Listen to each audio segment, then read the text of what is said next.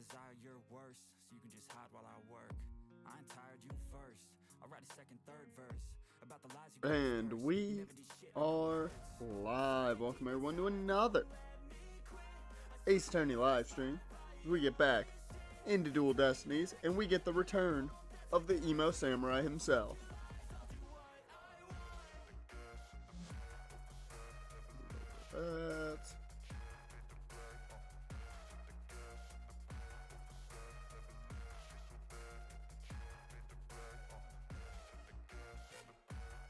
Alright. Let me do all my checks, and then we will get going. A quick warning, the weather change is causing me to feel terrible. Going from, 30-some degrees to 60 out of the blue has not made me feel well, and I didn't sleep well last night, so it is great.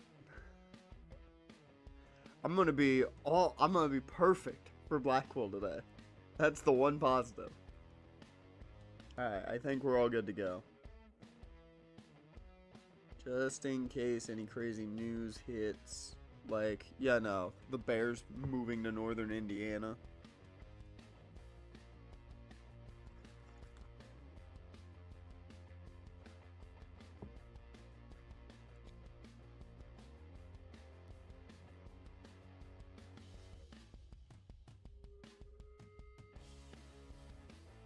Alright. Actually, there's one thing.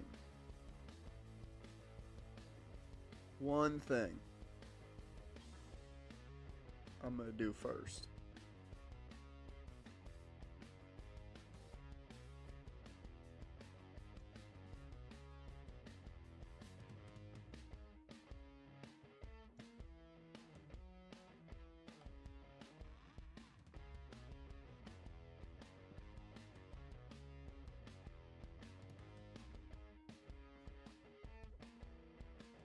You guys are gonna have to wait a bit.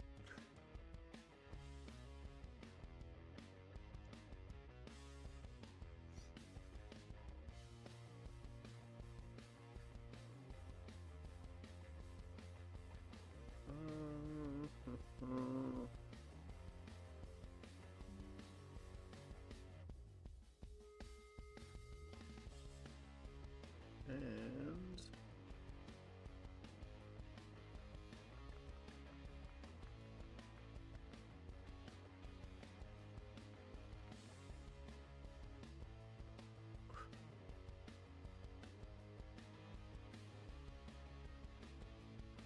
we'll take that.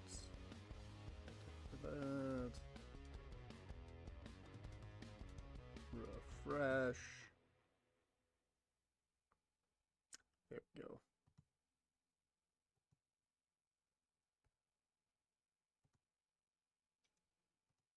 Alright. Now, I'm good to go.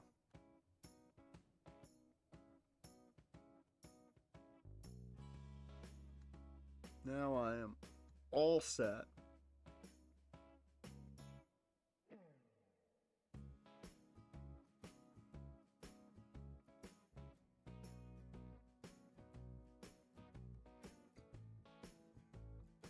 Yep, we're good. Alright, so, last time out, we met our two prime suspects in this love triangle. Is just the quick recap before we get into the game. We met our two prime suspects in this love triangle. We also found out that the tabloids, B-Tabloid, and apparently Sonic Snake is running the tabloids. I think outside that is everything we found out. We did all our research on the body that had been discovered. And yeah, time for the trial. Let's get into it. Such happy music for when we're about to hit a trial.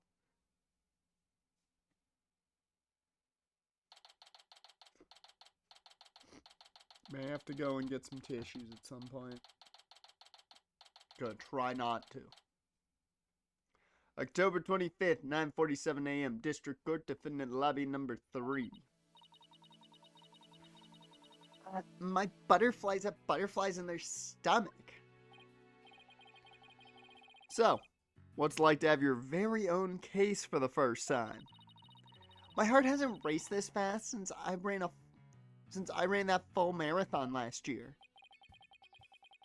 If it keeps up, you might get a lawyer's eye. You know, like a runner's eye. Relax. Everyone's nervous their first time. I was hoping he wasn't here. I was very much hoping that Means was not here because I don't like him. 1, I'm still sus of him. 2, I don't like his smile. We've been over this. He looks like a statue that's going to kill me and then I'm going to resurrect as an S-rank hunter.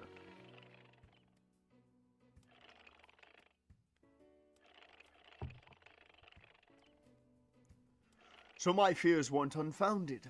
After all, today's prosecutor is so terribly brutal. Dash, welcome to the stream, man.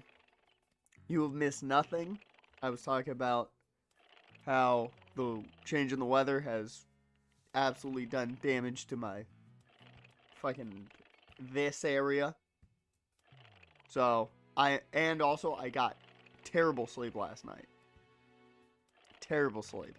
So, I am fully ready to be an emo samurai. That is the only thing I'm going to be good at today. And then I went over what we did last week. You've missed absolutely nothing. How has your Thursday been so far?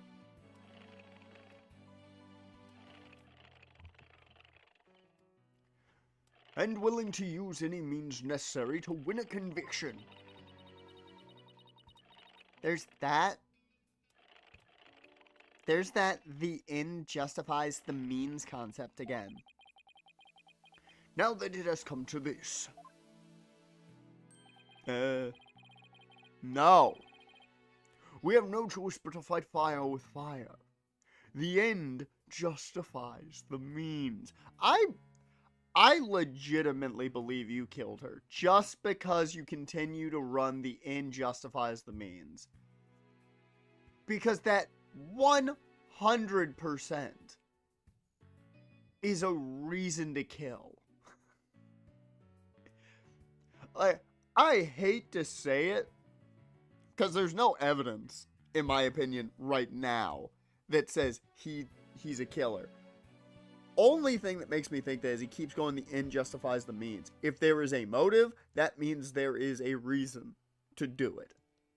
That's what he is saying. Which, to me, feels like, yeah, I did it. I'm just saying.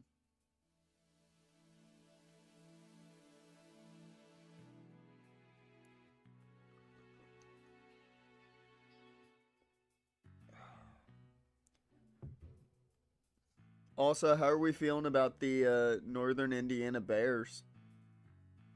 They're getting real close to being the Northern Indiana Bears.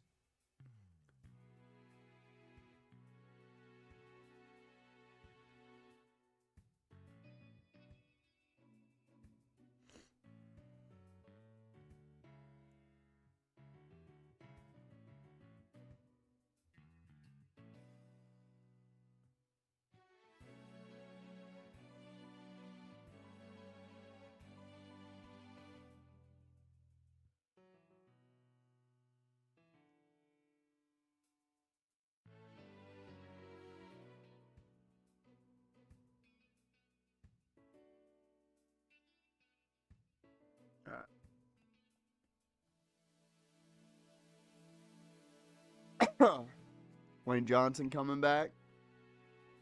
As expected, I mean, the injury was rough, but you don't want to go out that way unless you have to. So, makes sense to me. Want to go out on your terms, not anybody else's. I feel like the music's a little too low. Up the volume a tad bit, for now. I wish you'd stop saying that. That's your method, Professor. I'm going to defend Juniper in my own way. But Miss Sykes, just yesterday you told me.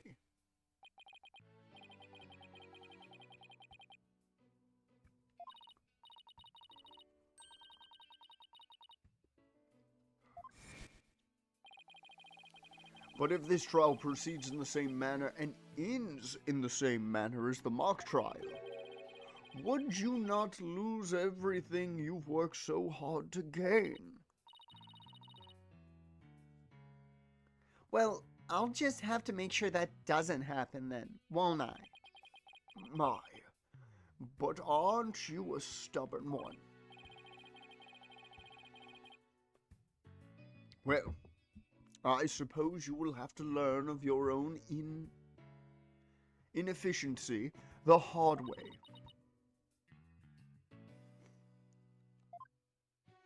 She gurred. Forgive me, Professor Means, but can we just leave it at that? Oh dear, please forgive me. It's just I wish to protect Juniper by any means I can. I don't like you, and that comes off very creepy because I don't like you. I do too, but... Now if you would excuse me. Thanks to him, I'm feeling even more pressure than before. I'm gonna go get a tissue. I'll be back in a second. Talk to the couch.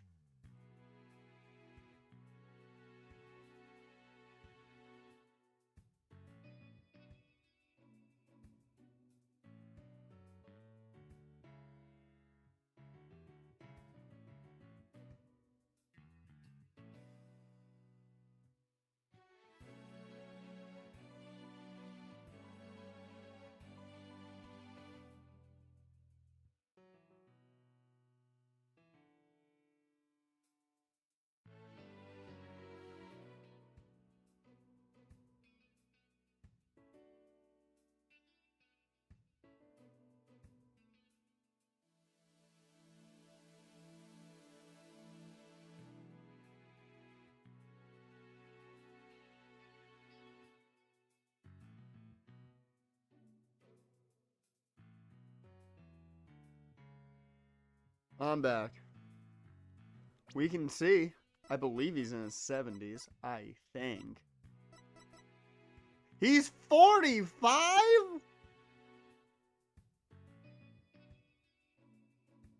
You couldn't... I would... No. No. No. That man is not 45. That's lying. That he's falsifying records. He is falsifying records. There's no way in hell that man is 45. I call bullshit. Court's 47.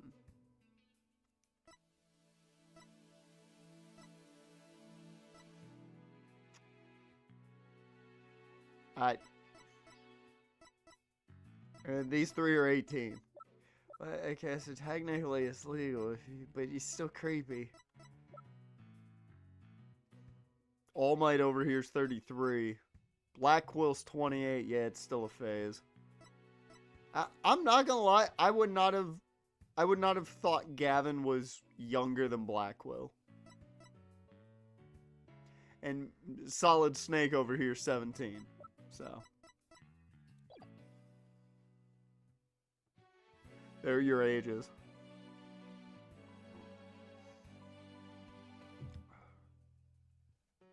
Don't let it get to you, Athena. And don't forget to keep smiling. It'll be fine, and I haven't forgotten what Mr. Wright said. The worst of times are when lawyers have to force their biggest smiles. Years passed since Apollo just state's attorney. How old is Apollo? 23. 2 years? I believe.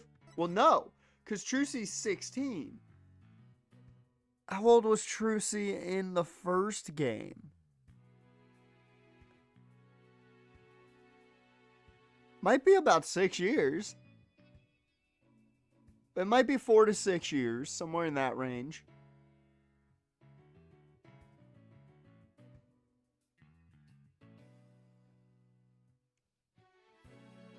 Because I think Trucy was 12 at the oldest.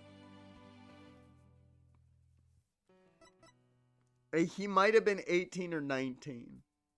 Because I'm starting to remember him being 18. So, yeah, I think it's been 5 years, maybe 4.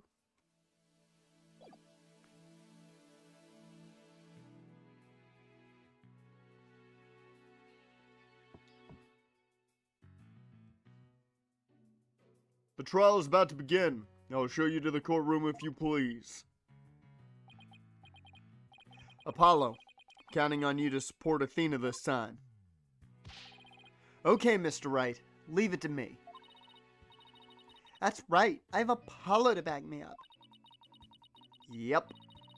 We've got to remember, I believe Apollo was just out of law school, essentially.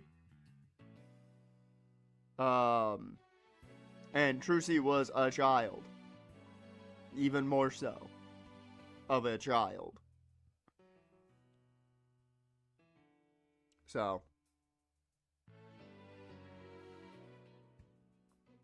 Junie's fate rests in my hands. I won't rest until she walks free.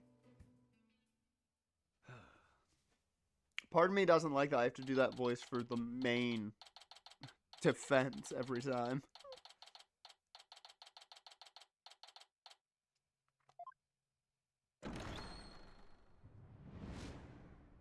Day 1. Court is now in session. All rise. The great judge.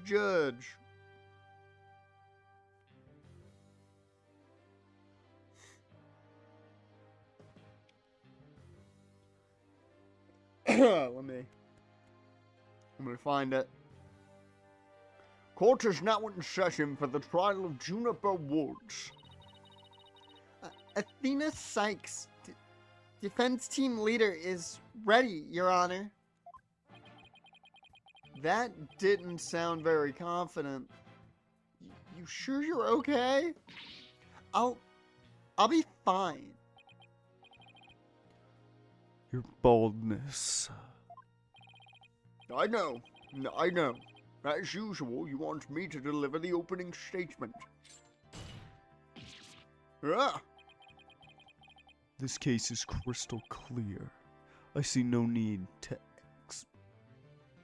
explicate it any further. Now, summon the witness.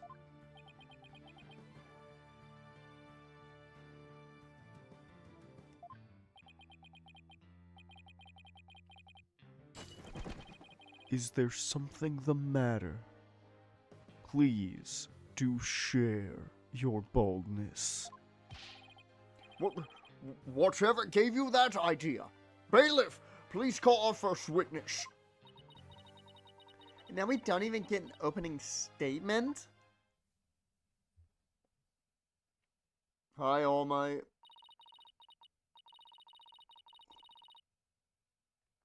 Detective Fulbright. He and Prosecutor Blackquill have become quite the team.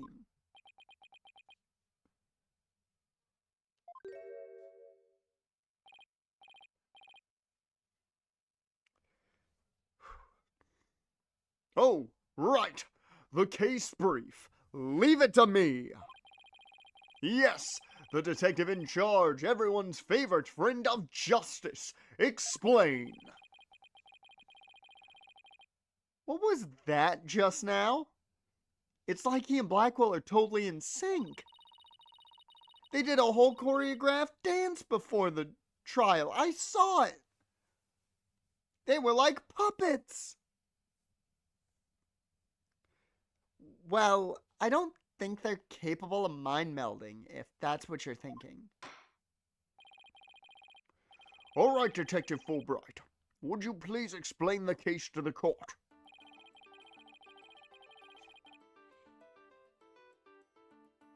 Hey. Until I'm proven otherwise, he's All Might. If he becomes All for One, you know, have at it. But right now, he's All Might.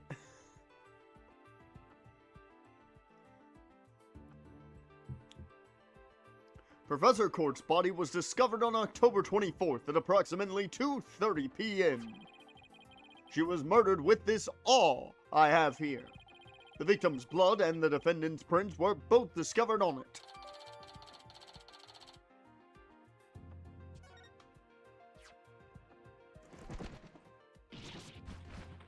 I'm not eking.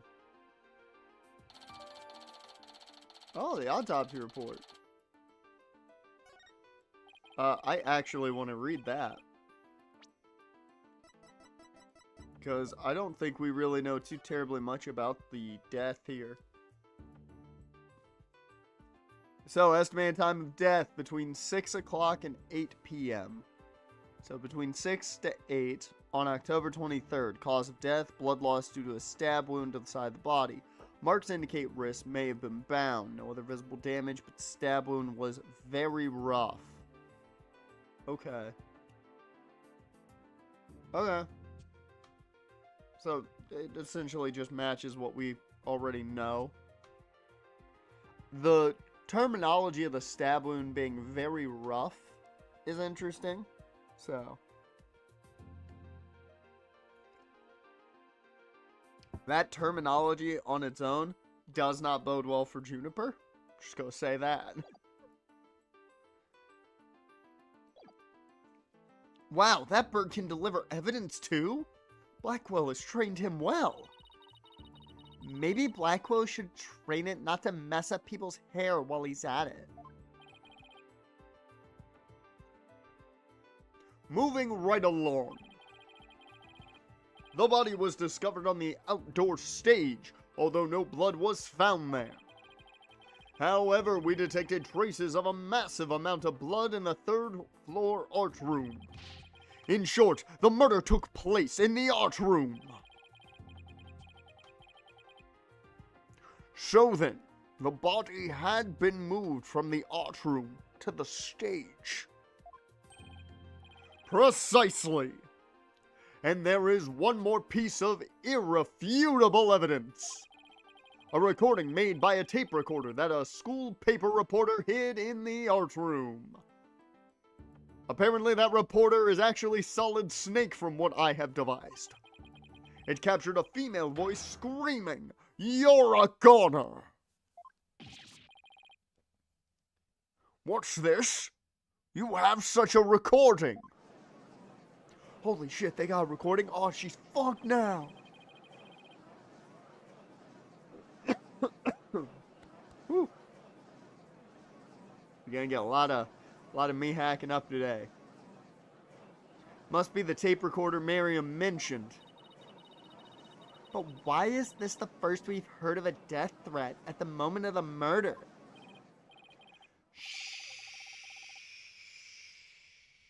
Silence, please. I would like to play the tape for you now. Okay, let's hear it.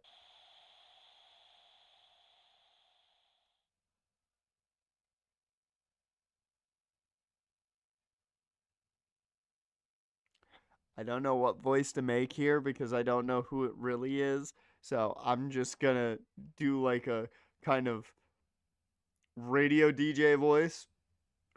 You're a goner!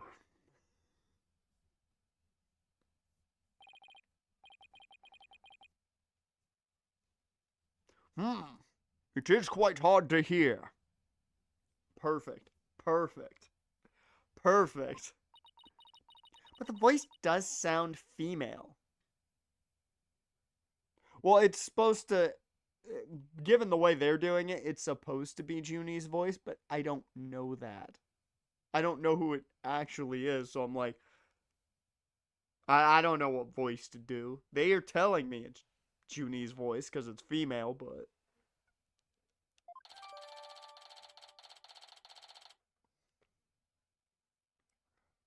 But who knows who it is? The noise and low volume of the voice have made voice print analysis all but impossible. And you haven't identified the voice as belonging to the defendant. Not so fast. After all, voice print analysis isn't everything. The victim was killed at night, then discovered in the afternoon the next day. The question is, when was the body moved? Oh, I know. It could have been moved in the middle of the night when no one was around. Sorry, but no. The campus was full of students that morning. However, no one reported seeing a body. That means the body was moved sometime before the mock trial when all the students and faculty were gathered in the lecture hall and the rest of the campus was empty. It was during this time Hugh O'Connor, one of the mock trial participants, found the body. So the prosecution heard about Hugh seeing the body. Wait one moment. If all of the students and faculty were gathered in the lecture hall, then there wouldn't have been anyone who could have moved the body. Have no fear, for there is always an exception. An exception?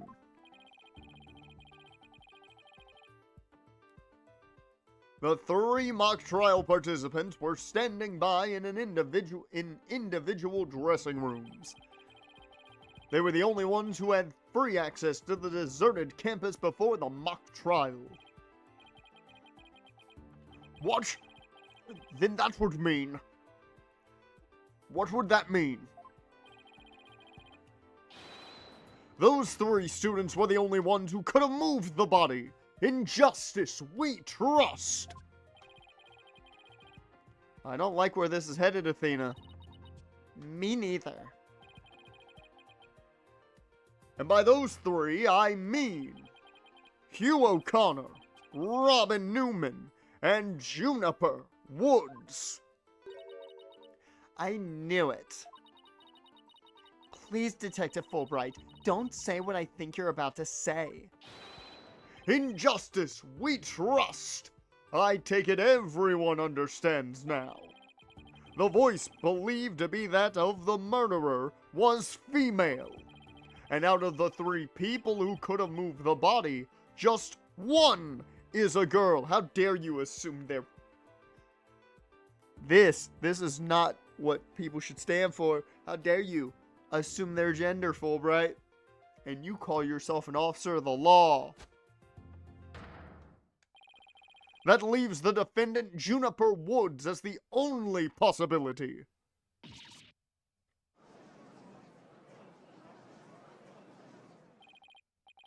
Impressive. He has you on the ropes even before any cross-examinations. You can at least pretend to be upset for me?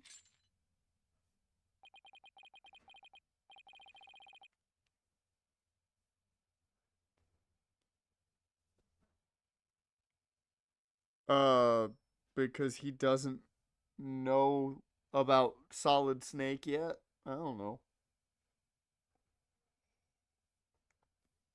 And also he's over here assuming genders. We don't know. A splendid job, Fulbright. That could not be any clearer. Feel free to anticipate a salary raise next month. I don't do this for the money. It's all about justice. You know what? You know what, Fulbright?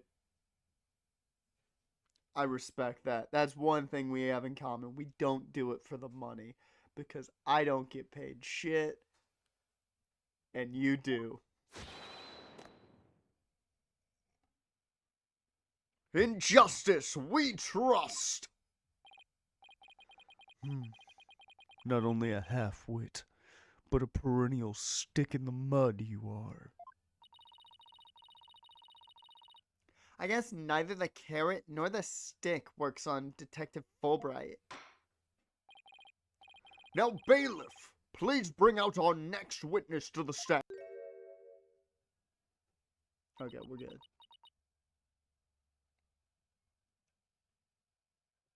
Oh. It's Solid Snake.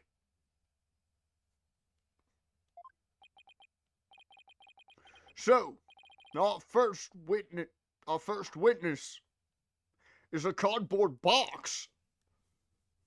I've heard of living in a box. Living in a cardboard box. But, like, what the fuck, man?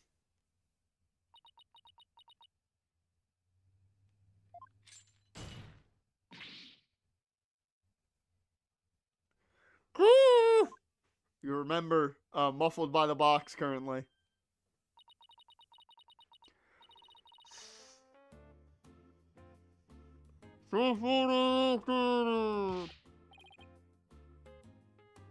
Oh my!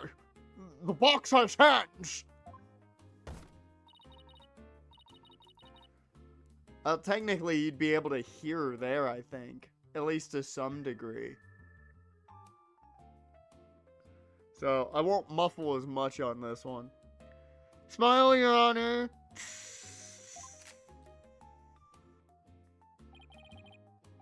What the dickens? I just had my picture taken! And without my... This seems like an invasion of privacy.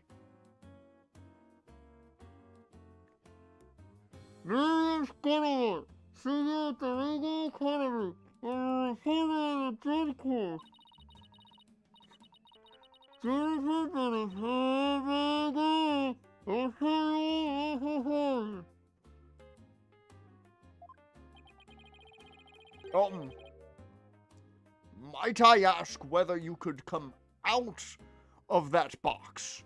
You know, like the old kids show on Nickelodeon, Nick Jr., I think. Had an awesome theme song.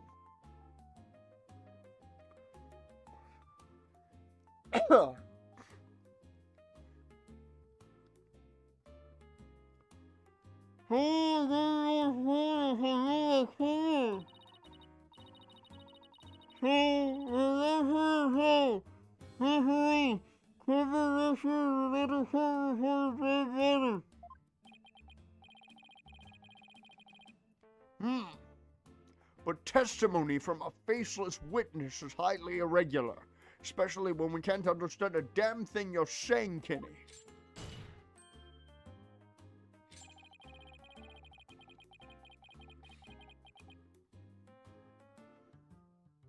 A former ninja I met in the clink said that exposing those who work in the shadows is to pass the death sentence upon them. Oh my! I never thought of it that way. Very well. If it would spare a life, I'll make a special exception this time. A former ninja in prison? Holy Shinto! How can the judge believe this load of crock? Now your testimony, please. No, but take care not to reveal your face.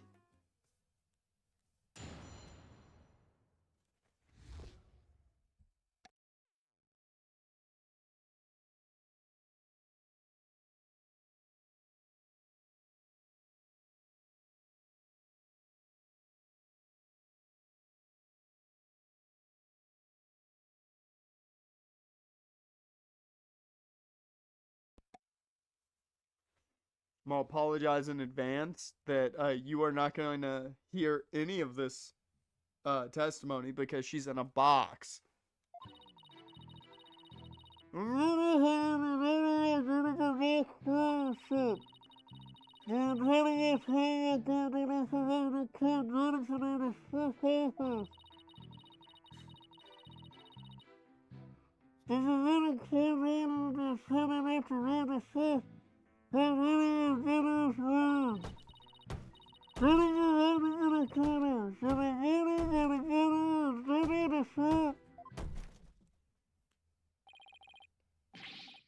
The murder is just like her script.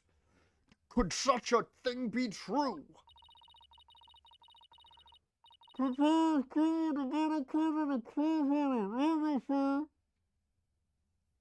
She is. She's so muffled. She's just become the Swedish chef. I prefer Kenny from South Park, but yeah, Swedish chef also works.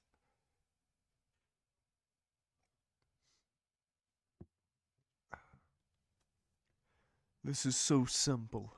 Even an ape posing as a decrepit old judge could understand.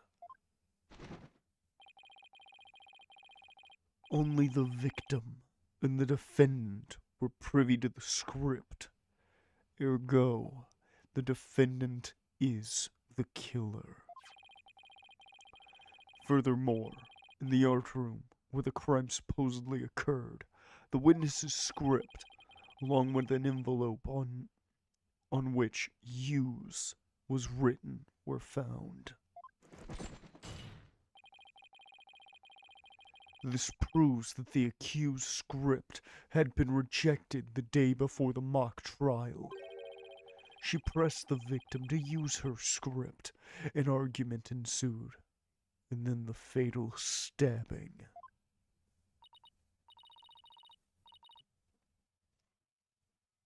I feel like if I really wanted to, Blackquill, like the voice I'm using for Blackquill could just be like a really good narration voice for something really fucking dark.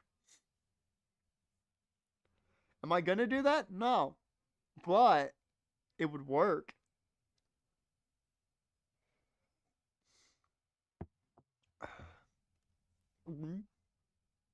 That makes perfect sense.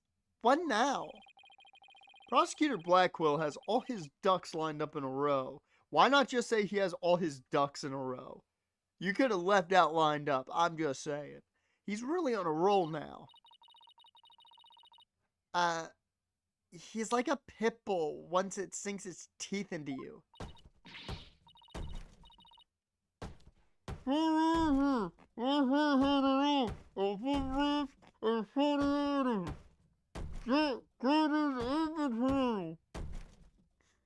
A bum rap? Really? It depends on the creepypasta story, but there are creepypastas that could work with that. Not all. Hell, not even most, but there's some.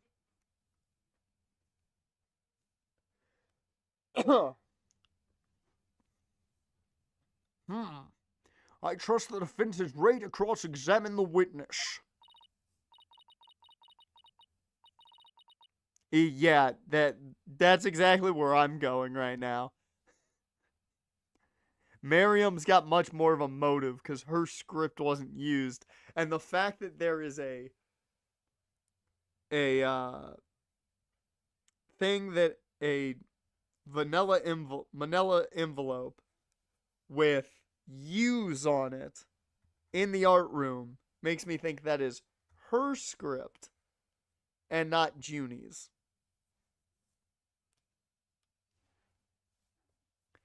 No problem. I mean, yes, I'm ready. I think. Time to find a hole in her testimony and unbox the truth. I've seen it done over and over. I know I can do this.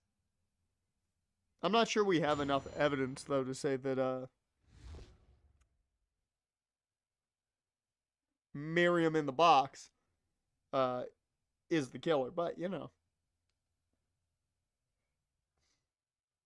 I'm still sus of, the creepy-ass teacher.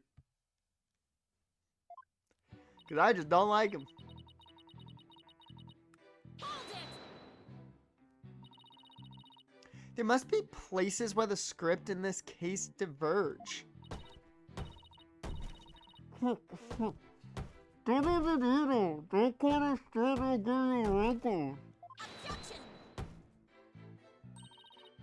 not worried. My skin is as fair as silk. Objection! He's got a problem with that? Indeed, you are quite fair. Fairly desperate. I've got fucking jokes.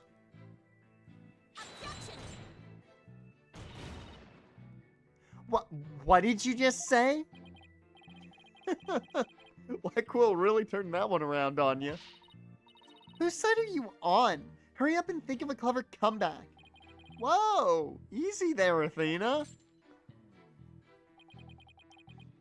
Now you listen to me. The two cases do indeed have their differences. For one, the stage hadn't yet been erected in the mock trial script. And in the actual case, there were signs indicating the victim's wrists had been bound. But such differences pale in comparison to the host of similarities. In any event, replicating the crime without knowledge of the script is an impossibility.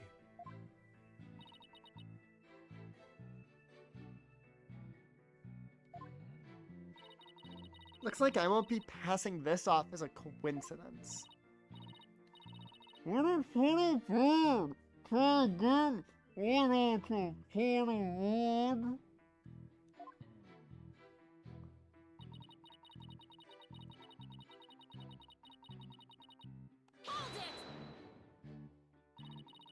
Somebody could have stolen a peek beforehand.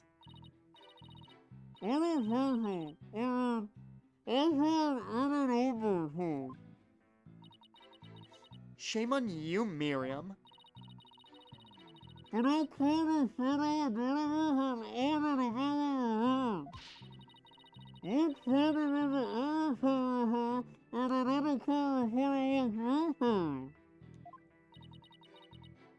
Interesting point. Still, Miss Scuttlebutt, won't you get in trouble later for admitting to such underhanded tactics?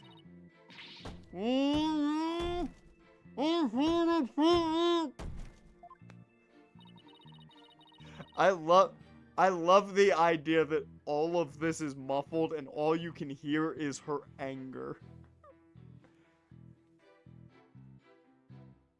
How is you blurting out your own crime entrapment?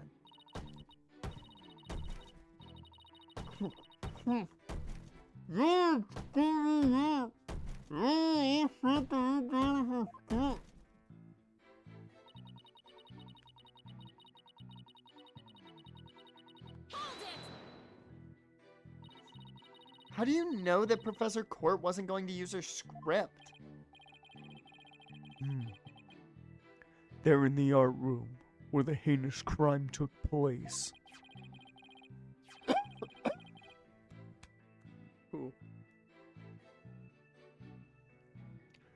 An envelope marked Use and Miriam Scuttlebutt's script were found. Evidently, the script that was going to be used belonged to the girl in the box over there. Boom. Murderer. Murderer. Done. Miriam did it. Miriam fucking did it. She fucking did. That's the most blatant evidence we could have gotten right there. Like, I don't even know if you can come back from that. Her script is in the manila folder that says Use on it. Like,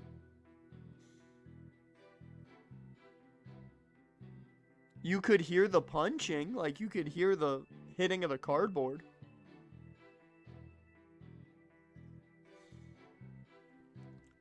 Yeah, that's what they're saying the motive was. But, like, Miriam's the killer. That right there makes it so damn obvious.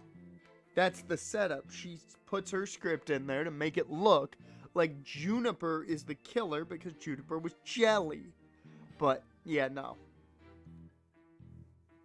That right there seems to be the nail in the coffin for Miriam already.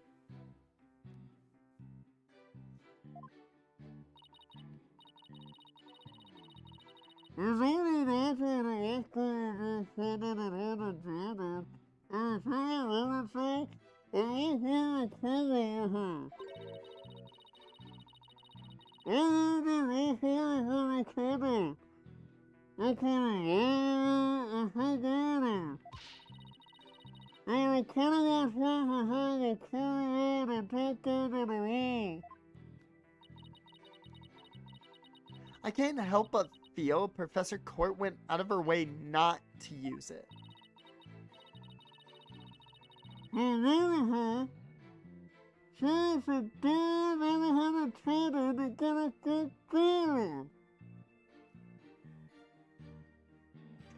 Kenny grew up, became the sweetest chef, and Miriam is his daughter. Yeah, that's totally what happened.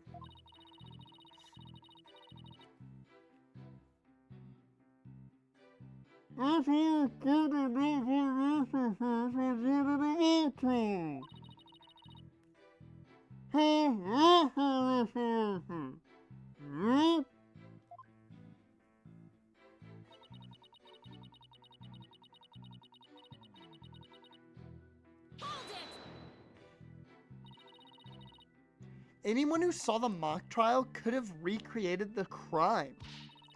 After they saw the mock trial, they could have easily staged the body just like the script. Objection!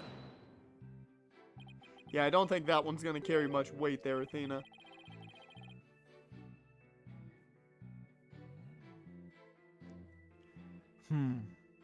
Weary is the trial which pits Hawk against Canary. Objection! What did you just say? If he's so weary, he should try humming less. I bet that saves some energy.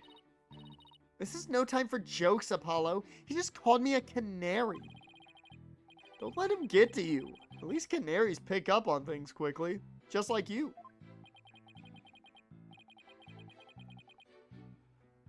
I shan't repeat myself, so listen carefully, Sykes-Stono. Hugh O'Connor discovered the body before the mock trial even began.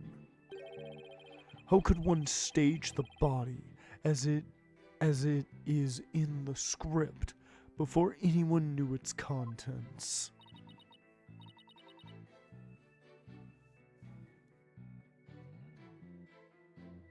Yeah, that's right.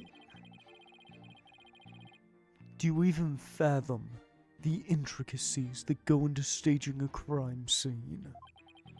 No, I think not.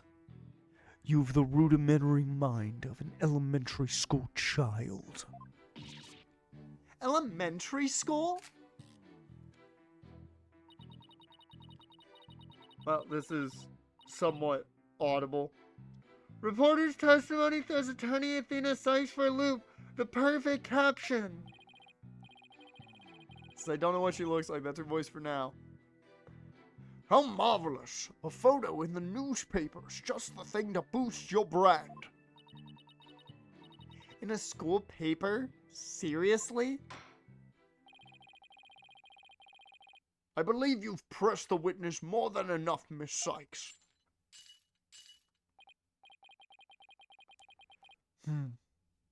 Now do you see how clear-cut my case is? Take it now, and in that fair, desperate mind of yours.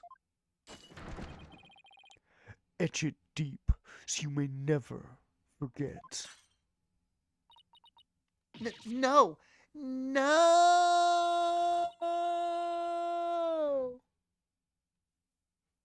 Even my arguments get thrown back in my face. It wasn't supposed to be like this. What am I going to do?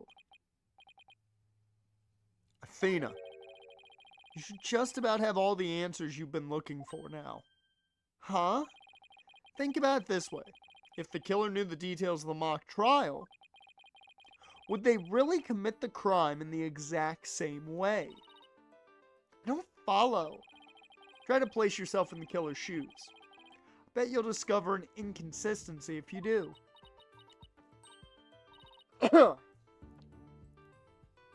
I get it. Thanks, Apollo. Miss Scuttlebutt, just so we're clear, you're claiming that the killer intentionally made the crime scene look just as it was in the script? And that it is beyond the shadow of a doubt not a coincidence. Is that correct? I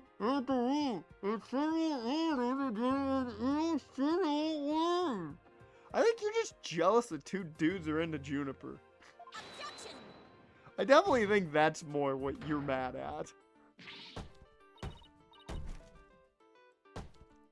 I think she's mad at two things. She's mad her script didn't get picked, which makes sense. And she's also mad that two dudes are into Juniper.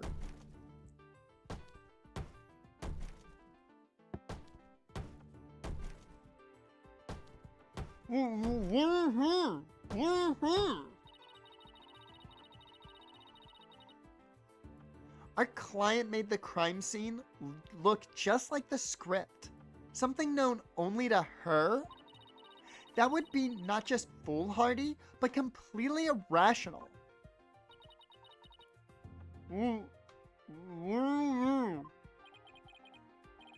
Yes, Miss Sykes. Please tell this court what you mean by irrational. It wouldn't make any sense for Junie to mimic her own script on purpose because it would mean leaking the script, make her the culprit, not be possible. It would make her the culprit. The murder scene was the same as it was in the mock trial script. That in and of itself is irrational.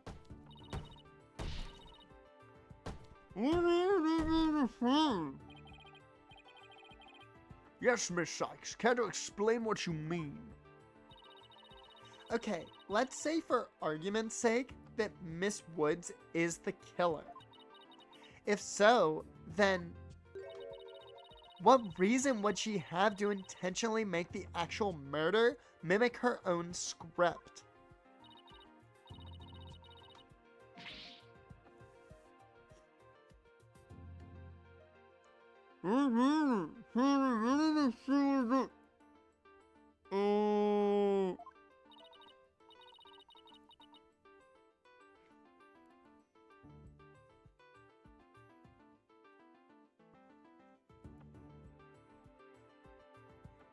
OBS does not like us today.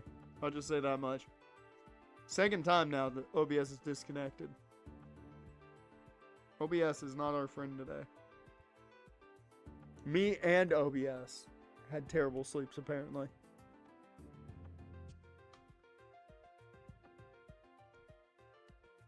Making sure everything's good on both ends. There we go.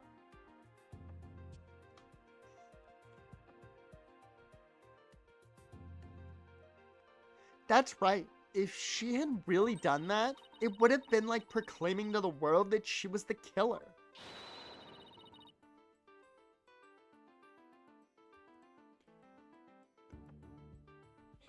I would not have taken McKenna Grace to be an Ice 9 Kills fan. That's shocking. Very shocking. Cool. Very shocking.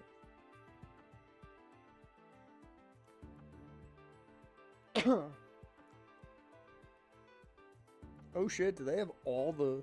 Ooh! Ooh! I think 2K26 has all the Fiend attires. That's fucking cool. That's fucking cool. I just saw a picture. What band would Athena be into? Ooh, Sabrina Carpenter. Athena 100% loves Sabrina Carpenter. You can't tell me otherwise. You cannot tell me otherwise.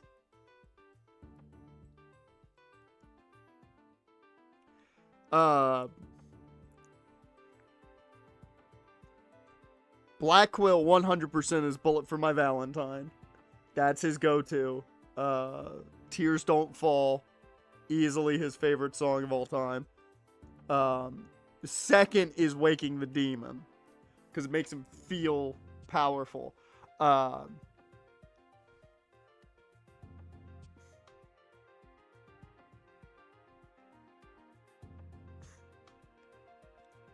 trying to think of Apollo's. I think Apollo, really into folk music. I don't know why, but he strikes me as a guy that would be really into folk music. So like a Mumford & Sons makes sense for him. I feel like Trucy is secretly into like heavy metal, like real heavy metal. She doesn't let Phoenix know that, but she's into like real heavy metal, like Slayer.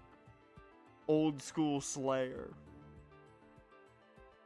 Let's see. Phoenix, much more of a classical guy. Much more of a classical guy. Mozart, Beethoven. But he also does delve into like the top 40 hits. Just because he wants to see what the kids are into these days. I think that's everybody. Is that everybody? All of the main cast? I think so. And we already know what Clavier's in his favorite band. We know his favorite band of all time. It's his own.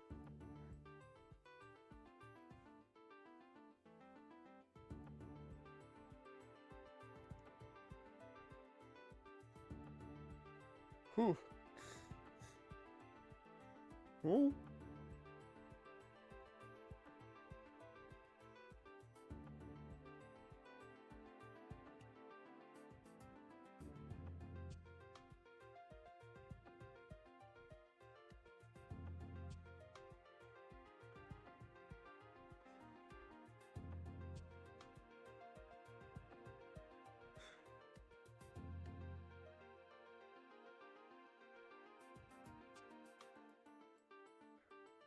Those Northern Indiana Bears, man. Who's excited for the Northern Indiana Bears?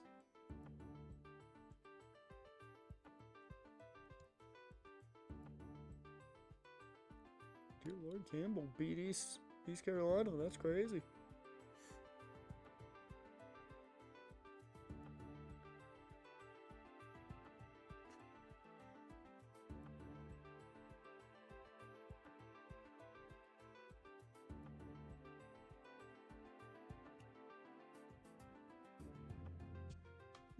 The judge listens to the white noise of a 1930s TV. He listens to TV static. What would the judge... No, you know what the judge is into? The judge is into, like, Earth, Wind, and Fire. Give him some, like, Motown. He fucks with Motown. 100% the judge fucks with Motown. I guarantee you. Guarantee. Give him the Temptations. Earth, Wind, and Fire, some Aretha Franklin. Yeah, that's what the judge is into. Guarantee it.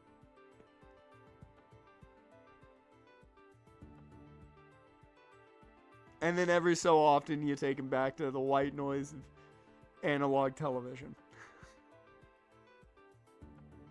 So what we actually have here is evidence of someone trying to frame our client.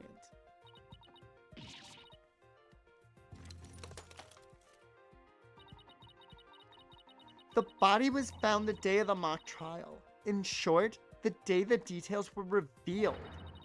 So it would be completely inconceivable for the murder to go exactly like the script.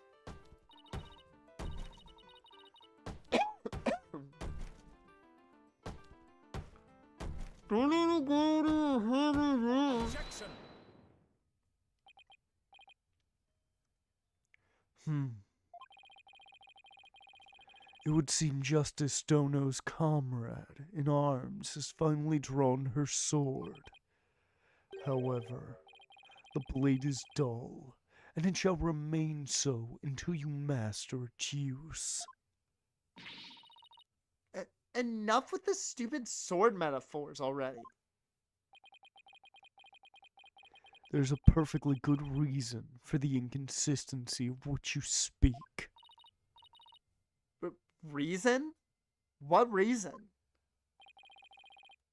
It's because of Hubasang. Must I spell out everything? You are what people today call high maintenance. Oh, coming from the emo kid? Oh, that's an insult. That's a fucking insult right there.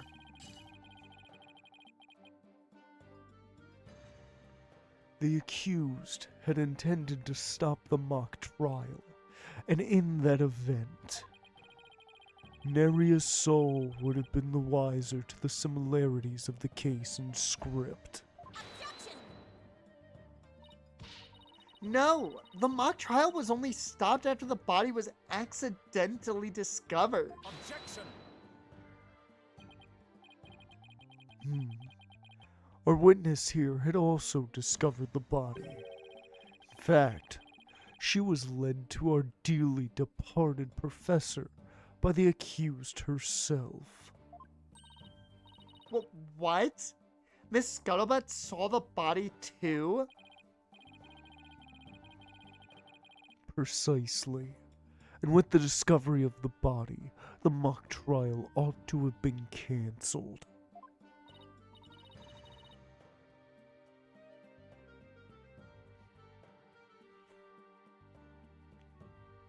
Ghost Hisui. That is Hisuian Zoroark.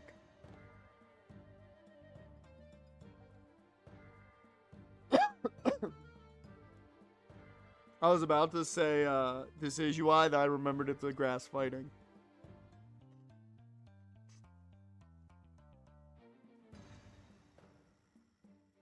Oh, there's 5 of them? Really?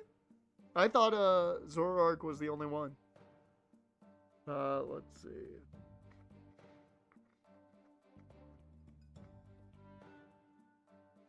So what other Hisuian forms do I even remember? Because a lot of my knowledge of Hisuian forms comes from Radical Red.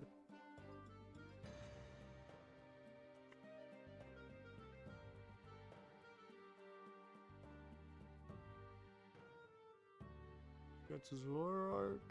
Oh, Basket Legion.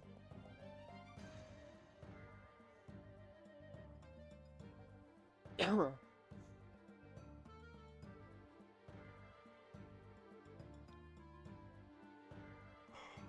there's 3 more? Arcanide's Rockfire.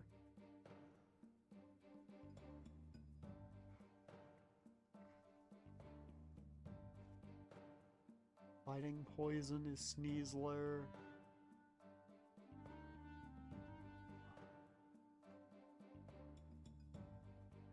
What fucking other 3 are there?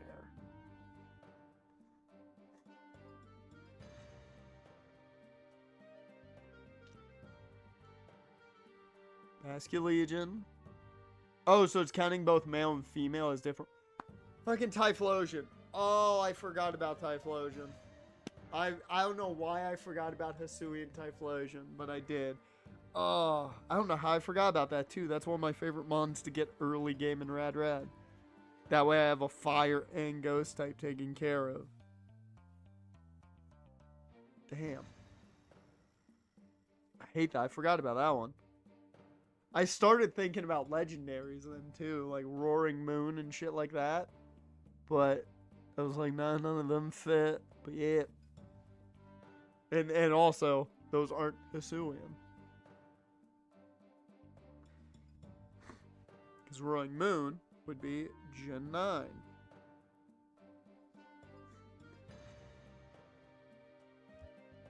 PlayStation's closing Blue Point Games. What'd they make? It's like normally when I hear companies It's like I've heard of the games they make. I haven't heard of the company.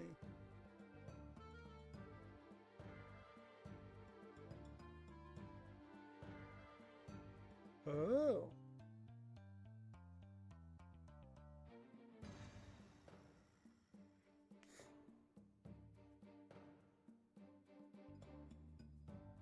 Damn.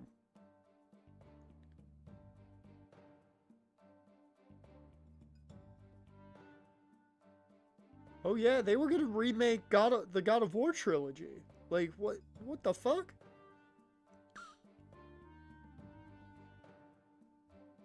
I forgot that got announced in the State of Play.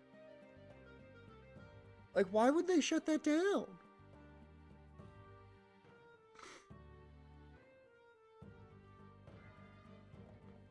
That makes no sense why you would do that. Wait, so you didn't call the police? You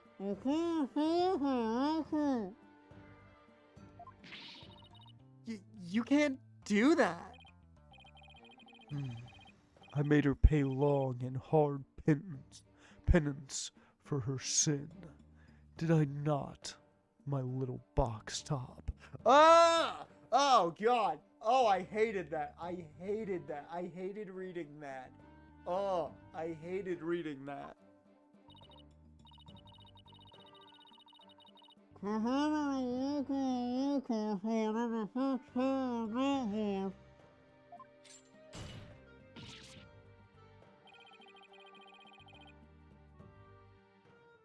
Jeez. I wonder what the Twisted Samurai did to her. Okay, San Monica Studios making the remake. I just saw a thing that said it was Blue Point. And I was like, oh, well, that's weird that they would close them when they're making the remake. Okay, it makes sense it would be Santa Monica, given they made the, you know, the latest games.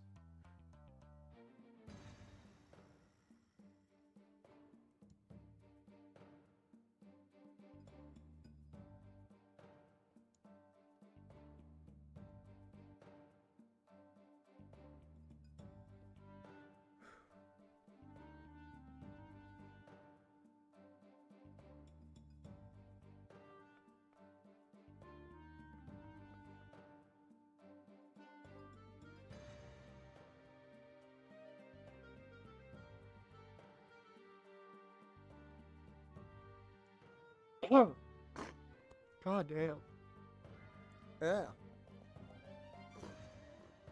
TC Carson's coming back to record lines for Kratos. Fuck yeah.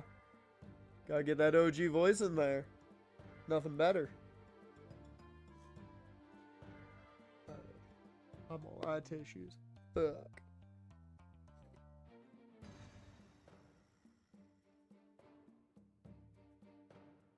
It will do that. Why not let it fly? Alright.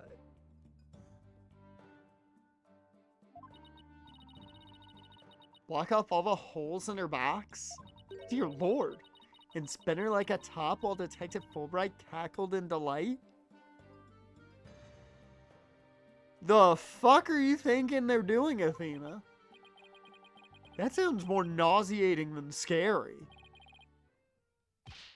Enough jabbering. Witness, continue your testimony.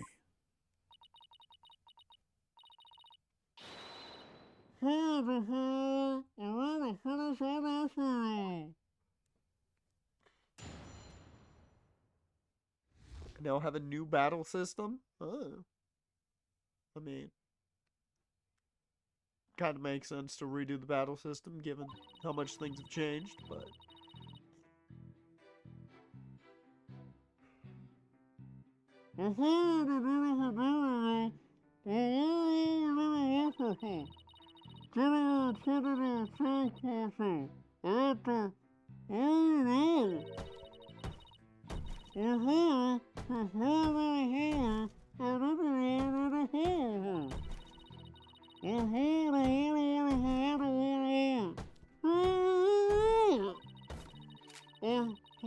I'm positive it was Juniper because she was wearing the costume that she had made.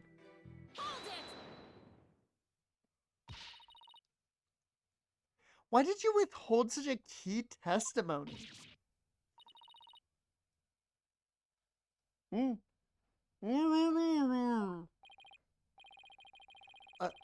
Athena?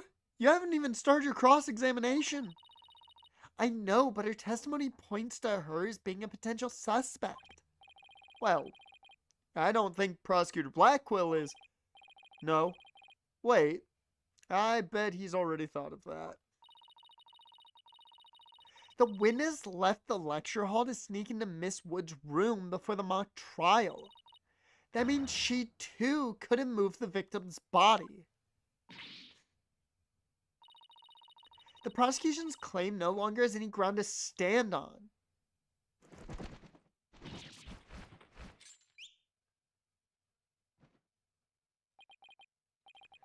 Now, now. No need to ruffle your own feathers so. When you squeak like a little brat, it agitates Taka.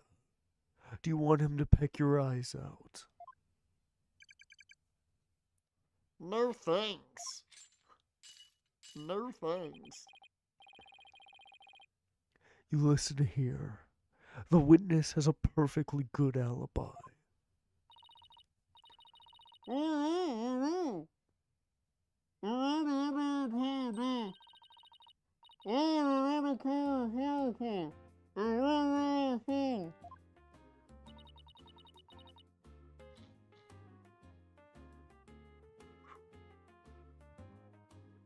Undercover reporter class?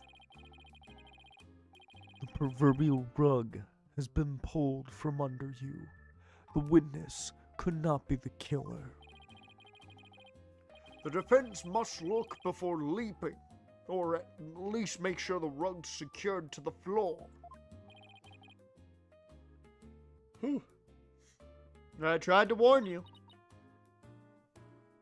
Oh. Well, there ends the cross-examination. Let's allow the witness to step down. Huh? No, wait a minute. The defense has no right to cross-examine the witness after that little spectacle. For whatever a man is sowing, this he will also reap.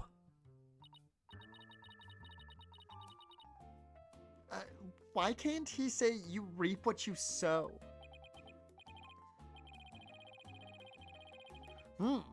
Very well. If the cross-examination is over, I suppose the witness may go home. Perhaps spend some time in her lovely box and recover from today's stressful events.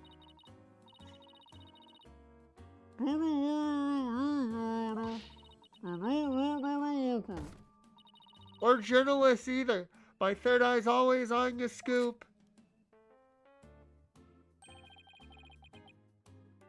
She's always eyeing a scoop?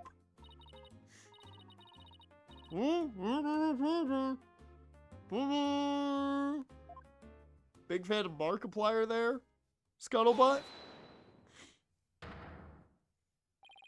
Not so fast, Miss Scuttlebutt. Apollo? There's just one thing I'd like to ask. Did you take a picture of the victim's body? And if not, why not? No. I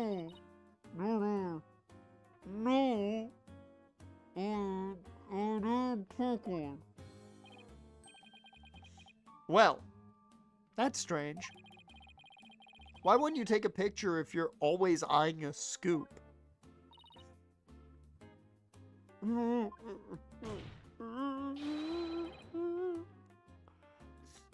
Did you or didn't you really see the victim's body?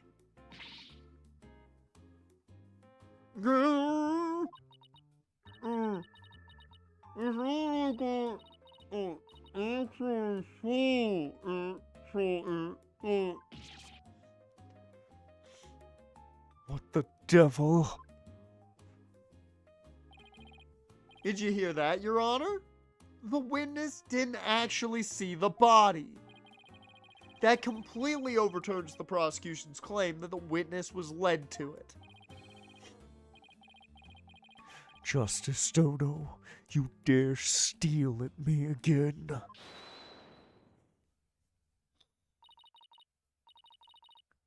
You know what? That line works, given we're wearing all the red jacket and all that. I like that line there. We are Robin.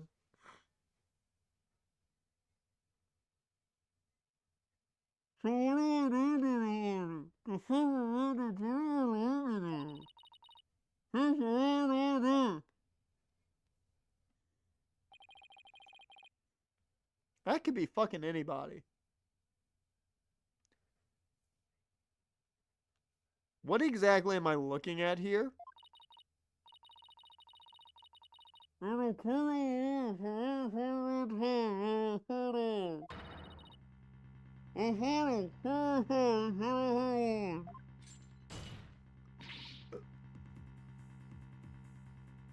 Two problems with this photo. One, we do not see a face, which means we cannot prove who the fuck that is. Two, how the fuck did you take that photo if you have an alibi? A lot of questions here.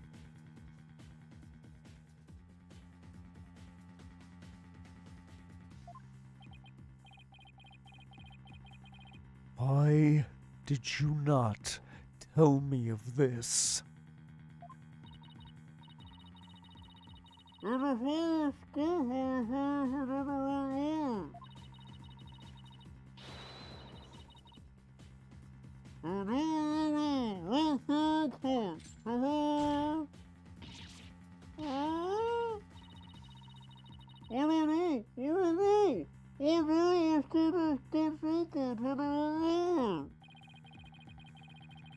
She's pretty brave hiding it from Blackquill like that. Or pretty stupid. Well, this is an unexpected turn. Athena? About this picture. See how it only shows the back of the subject? See, I'm secretly a lawyer. You guys just didn't know. I took the bar exam. Failed. But they let me in. So then... Right. Who knows whether this photo shows Juniper in the first place?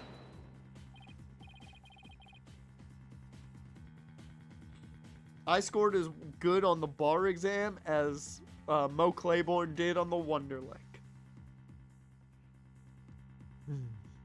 A completely irrelevant point. What is relevant here is there was someone who did try to lead the witness to the body. Take a gander at this. The route by which the accused escaped.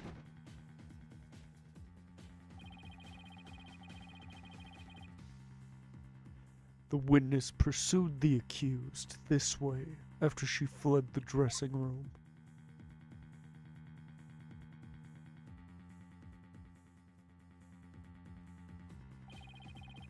The accused descended to the first floor and exited to the quad. Then what?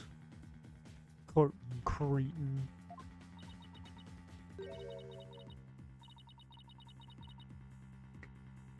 I forget, he scored like I think it was a 3. What was Mo Claiborne's score?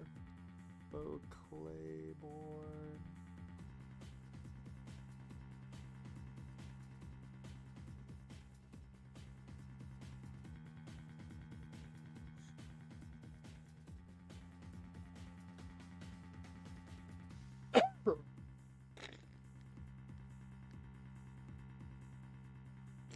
He got a 4. That's what it was. He got a 4.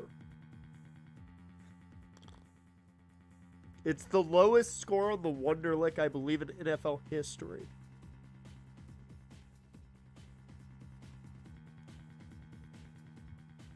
Alright, I'm gonna go get more tissues. I'll be back in a second.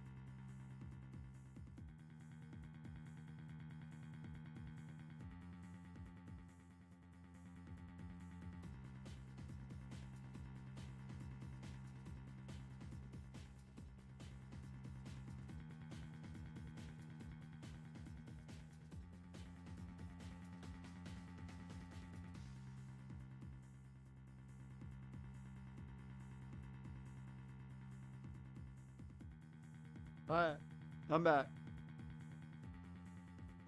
Joe Tooney missed one question on his Wonderlick. That way he wouldn't be perfect.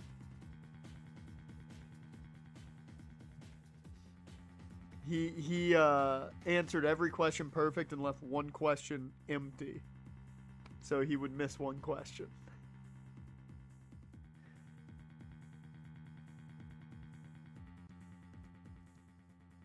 Gardner Minshew also did really well on the Wonderlick. I know that much. But like the Wonderlick is like basic questions. It's like common sense questions.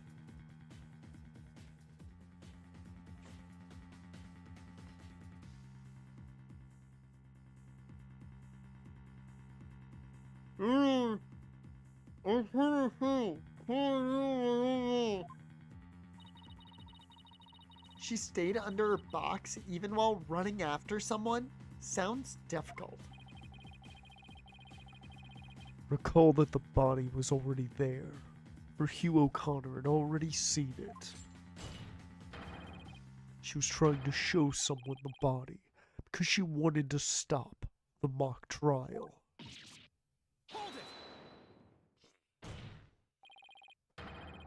But if the facts have changed, that's all the more reason to cross-examine the witness. God damn. The defense has a point there. Very well. You may proceed with your cross-examination. I will say the head voices are very difficult today because of my fucking nose. The diaphragm, fine and dandy. The head voices fucking suck today.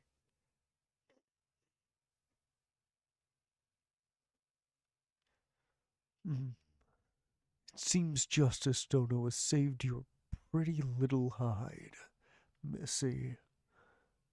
For now, at least. Phew! I guess I pulled that off somehow. Thanks, Apollo. You're a lifesaver. Incidentally, my compliments to the witness for her very fine box. Whoa, Blackquill, don't be she's 17, bro. Don't be saying that shit.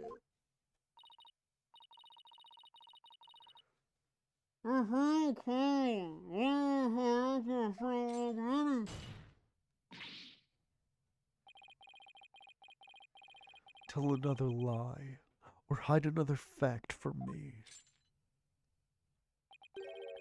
and I shall put it to the torch.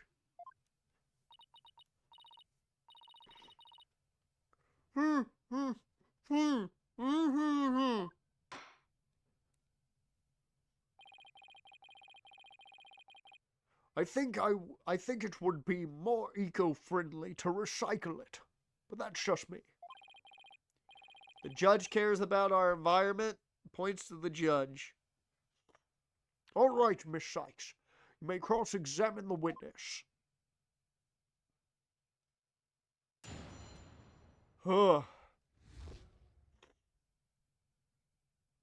What scuttlebutt saw?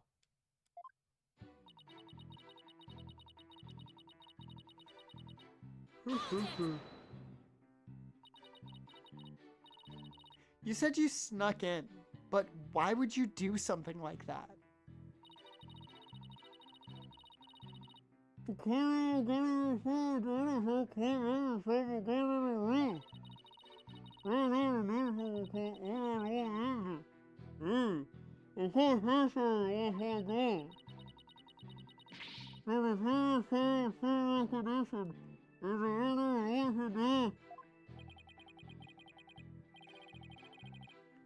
Her means may be questionable, but her motive is surprisingly sound.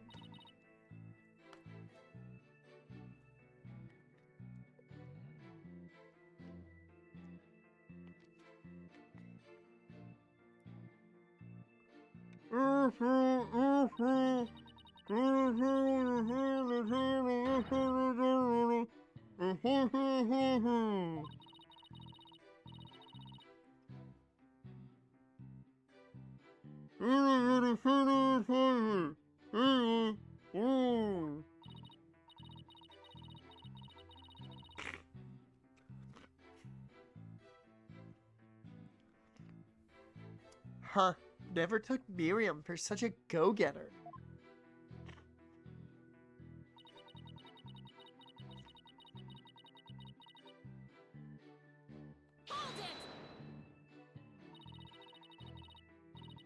Why would she change into that costume? The mock trial was about to begin.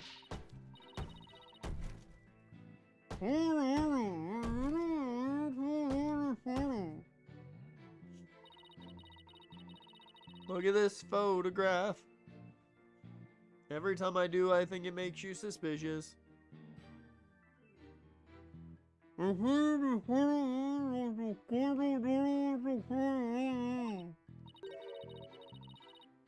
But this only shows the back of whoever was fleeing.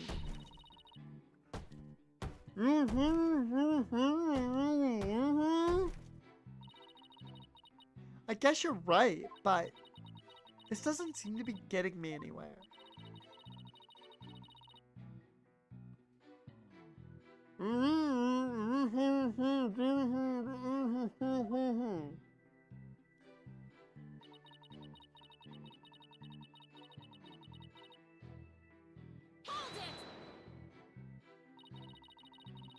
That doesn't mean you had to chase her.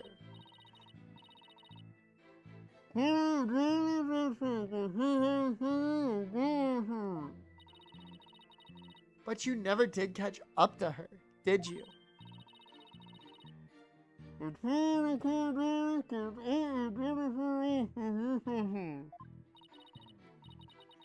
That reminds me, didn't you fall during the chase?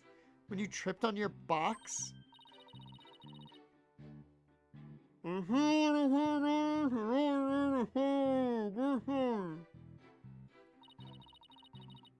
Sure are a lot of holes in your story.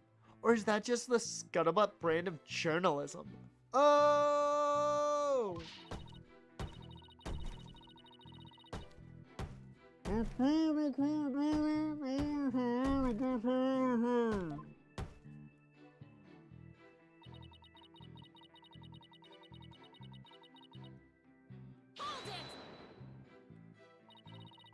What would our client have to gain from leading you there? The accused had employed her self-penned script as a manual for murder. Ergo, she had to stop the mock trial before the script's details became public. That accounts for her desperate attempt to lead our carton cretin here to the body.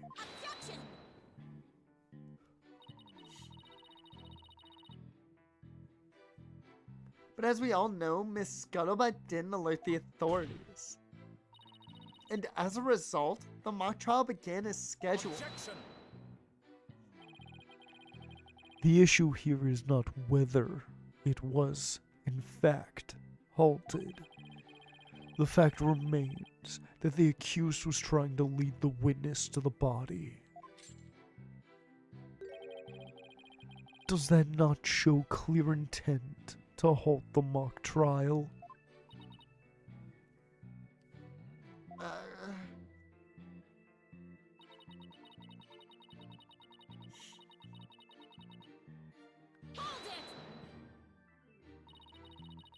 You say it was our client because the figure you witnessed was wearing her costume. Isn't that a bit simplistic? So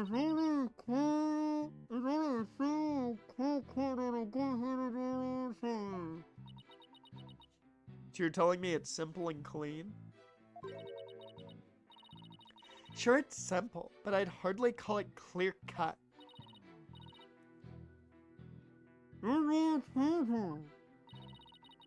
She keeps saying that it was Junie, but she didn't even actually see the body. Yeah, but Blackwell's assertion takes that into account. So even if I press her on never seeing the body, I won't be able to overturn this testimony. Well, whoever it was that was fleeing, Miriam never did see their face. So, I'm wondering why she thought it was Juniper. Try thinking about that line and see what you come up with.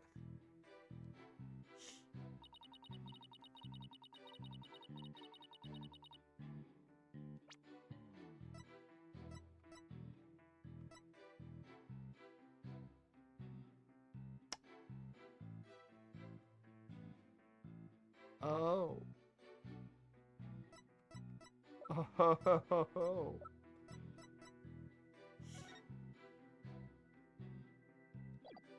Yeah. That picture is not Juniper, I can tell you that right now. There are no glowing patterns on that.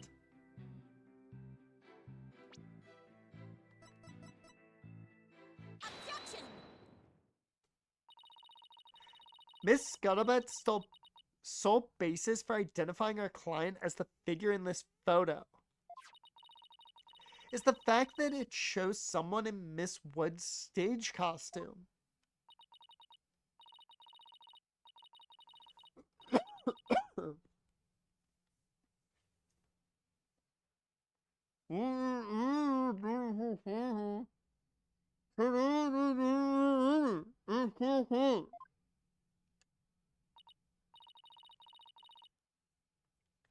No, that's where you're completely mistaken.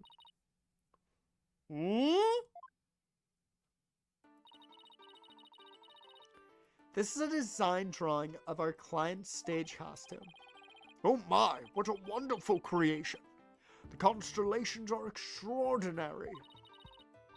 Glad you noticed, because those stars are precisely what's important here. In the drawing, there are constellations all over the outside of the costume. I got it right!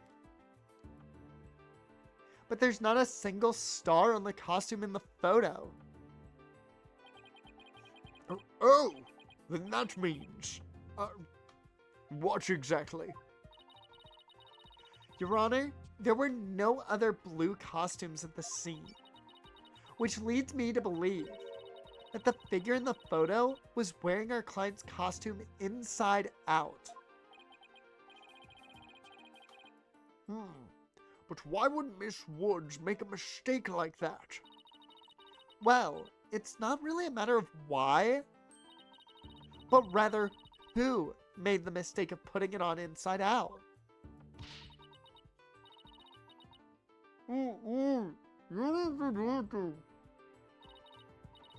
That's right. I'm glad you're catching on.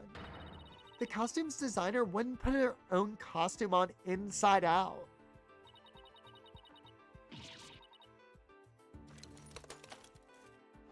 She dropped her protractor. Actually, I think it was a triangle. Sorry, Miss Scuttlebutt, but doesn't believing you had a scoop when you really didn't make you a failure as a reporter?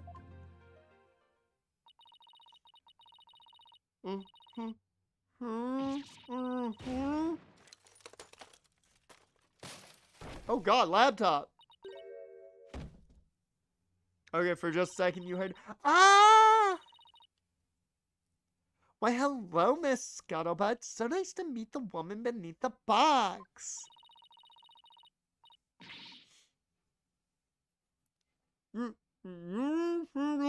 Objection! Now, I would have you stop right there, Psychstono.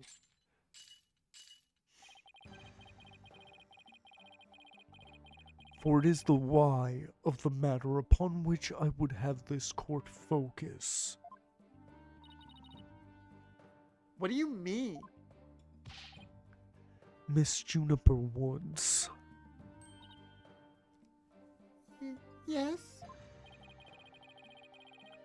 What were you doing on the morning of the mock trial? I was in my dressing room.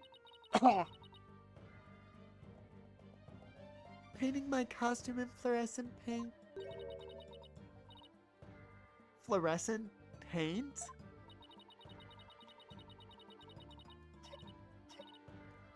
My design drawing shows twinkling stars on the costume. I was going to make the costume shimmer like that by painting the inside fluorescent.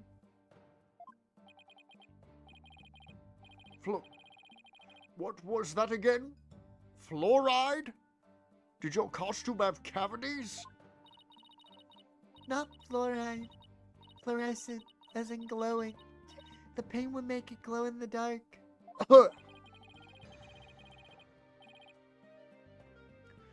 Yes, yes. So you applied that to the inside of the costume. And then... I let it dry for a while because I heard it takes a long time. So I put the costume on my mannequin, inside out.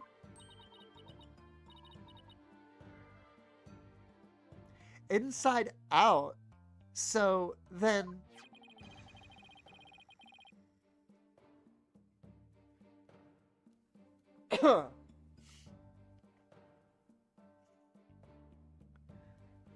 This is a photograph of the inside-out costume taken in the dark.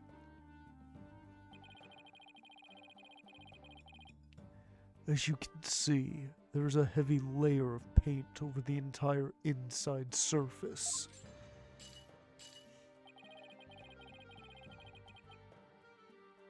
Someone were to properly don this costume in this state, the wet paint would get all over their body. Why, yes, I believe it would. Indeed. Ergo, the costume was worn the way it was, not by anyone's mistake.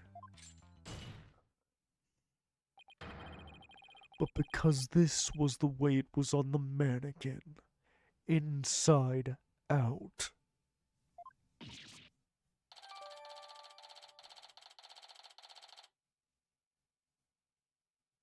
Alright.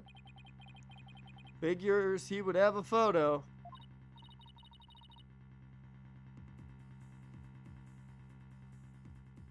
Did we just fall into his trap? Yeah, I bet Blackquill had it all planned out. Still, I think we should give this photo a nice long look. Oh, please tell me you found something that doesn't add up.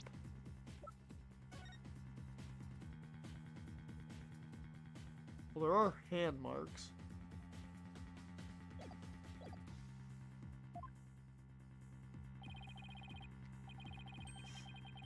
Check out the chest area. Kinda looks like handprints to me. Hey, you're right. But Junie would know better than to touch it while the paint was still wet. Objection!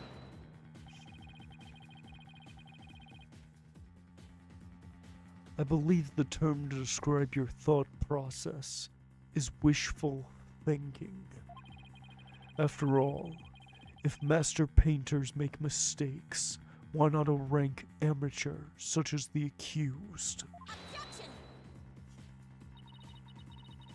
So basically, you're saying my claim requires evidence to back it up? Evidence? That shouldn't be a problem, right? After all, you've come this far. Just because I've come this far doesn't mean I've thought everything through, though. What? You mean you've just been bluffing? What do you expect me to do? I'm sick of losing to this guy. But you're right. There's only one thing left to do at this point. And that's to present some evidence. Pronto. A showdown, is it? I gladly accept.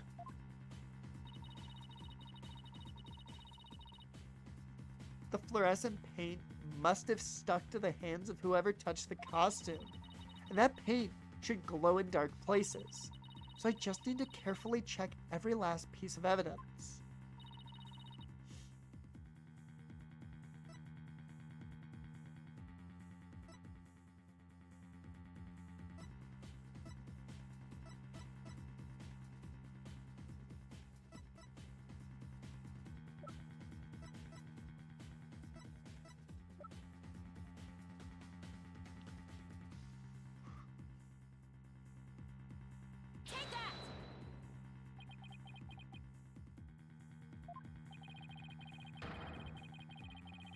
Well, never mind. I didn't think that was it, but I wasn't sure. So. Or is it someone target that rendered him speechless? Let's ask him what he thinks. Prosecutor Blackquill. As I thought, my initial suspicion was correct.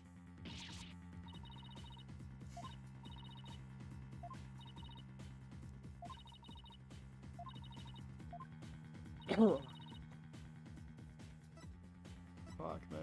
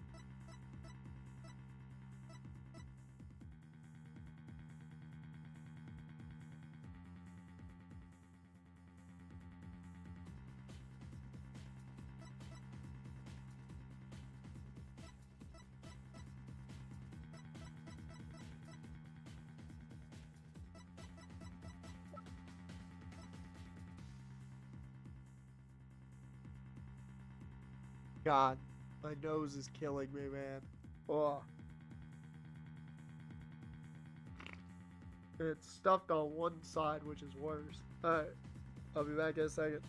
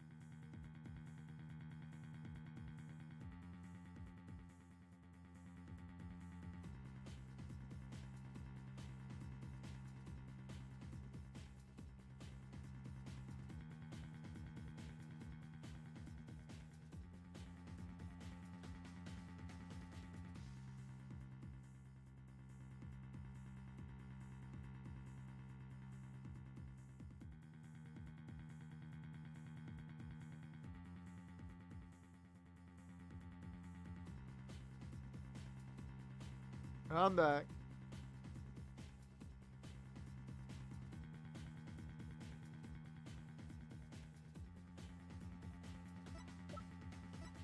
Alright, so there's two options. There's the arrow and the tape recorder. I'm gonna go with the tape recorder because I'm just curious with it. I think the arrow might be the better answer, but I'm curious. Yeah, I did not think that would be it. But, once again, I was curious.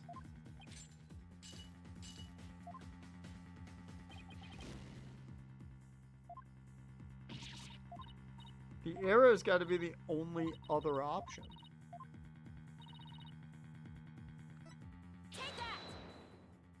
Because those are the only things people would have touched.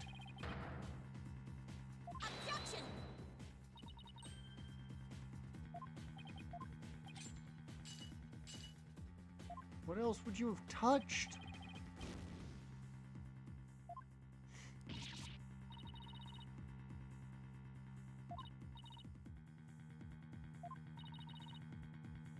Stuck to the hands of whoever touched the costume, and that paint should glow in dark spaces. Check every last piece of evidence.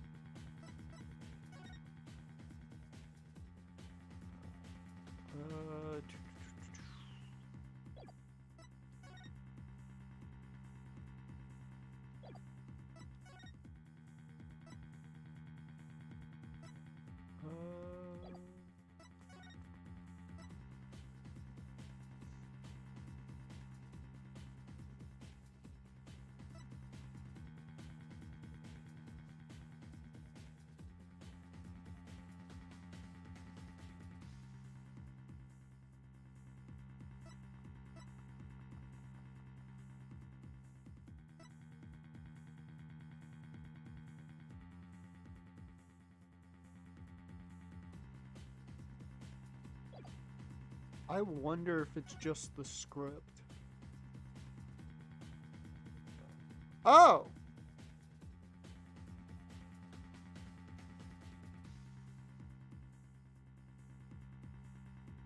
We never looked at this. We never looked at it. Because I never saw that. And we never even looked at this. So, okay. Well, you can't get more obvious than that. We know who touched it.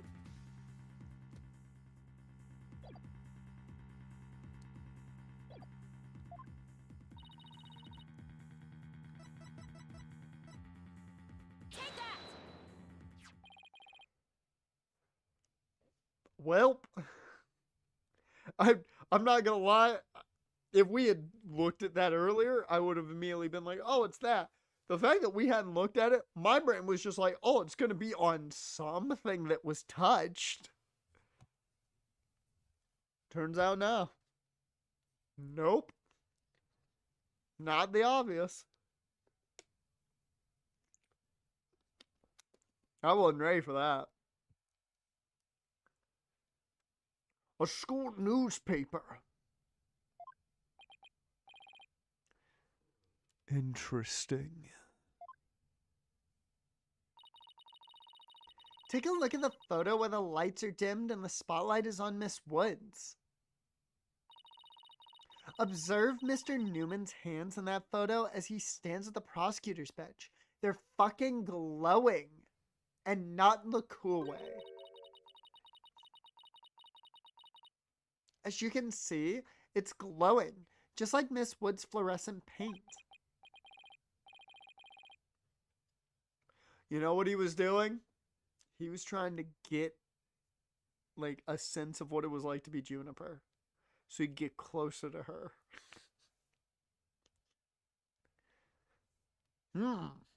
It is glowing. Quite brightly, I might add. I mean, I see the sign. I can tell you that Ace of Base is correct.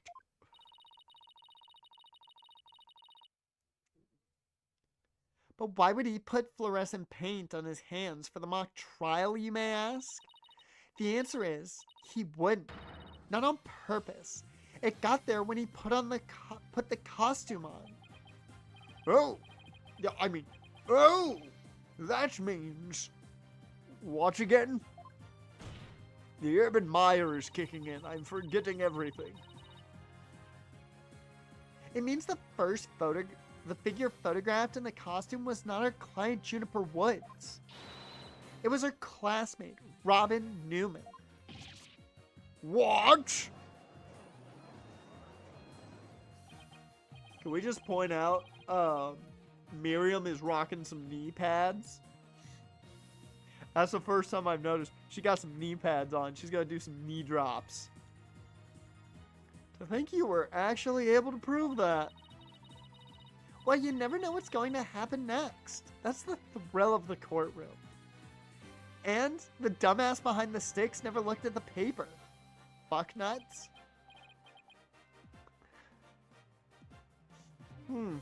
So then. Does that mean that Robin is our man? Well, that's certainly how it looks.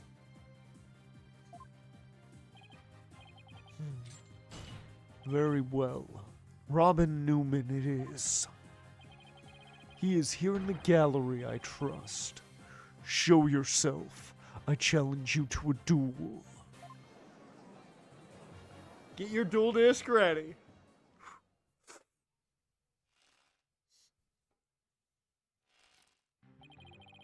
If I remember correctly, he just yells and I gave him anime protagonist voice, so... Will the witness please state his name and occupation? I'm Robin Newman!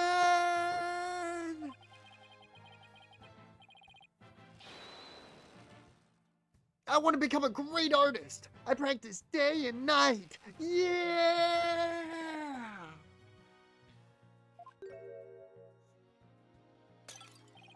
No! That's not it! Art's gotta be sincere, man! So, for occupation, should we put down budding artist? No! Themis Legal Academy, Senior Prosecutor course! This brace is proof of my masculinity. I've been training to be a prosecutor for 18 years. Bro, you've been training? You've been training to be a prosecutor since you were born?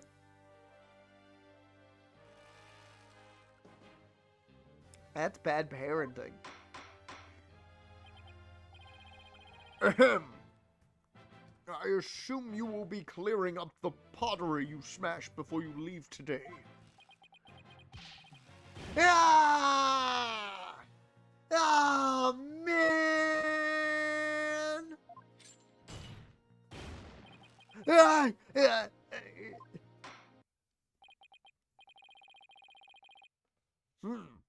It seems the witness has finally settled down. I guess nothing phases the judge after all these years. You should have seen him years ago. This man sees somebody scream, he goes, "What the fuck are we screaming about? Oh my god! What?" Now he's just used to it. He sees a girl with pink hair and he suddenly goes, "Oh, hello there. I'm gonna put this in the fanfic." Now, after he's written about 17 of them, massively popular on Wattpad. He doesn't do it anymore. He went into retirement. Still in his own time might write a bit, but you know. You may proceed with your testimony, Mr. Newman. Specifically, the court wishes to hear why you had fluorescent paint on your hand.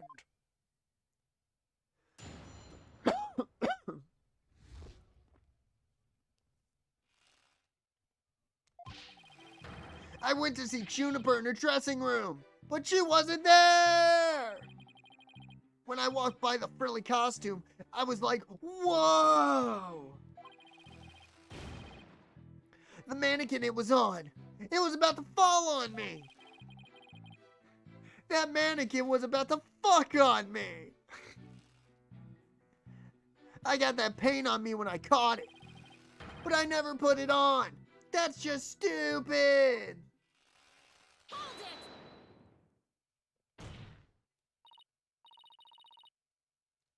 Your Honor, I recommend a short therapy session for the witness. Well, Mr. Newman does seem particularly agitated, but... Ah, no!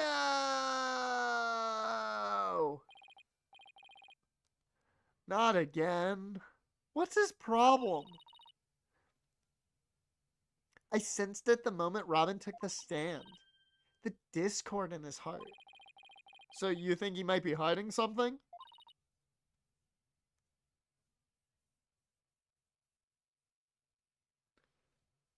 One of your stories is number 6. I have 101 stories in a certain category. Nice job. Good job, Dusk.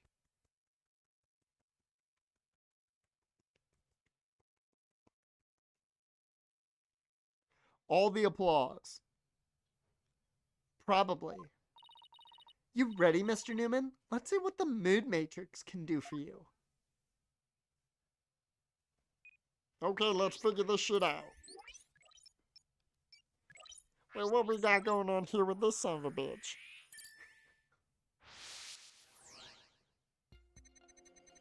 It used to be number 1 for Gregory FNAF? Really? You were number 1?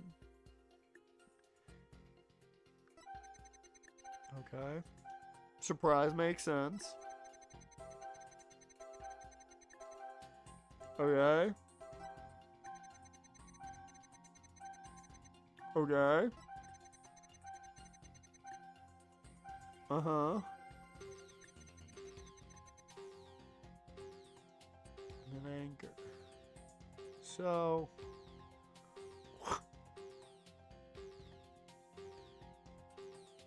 Are you so mad?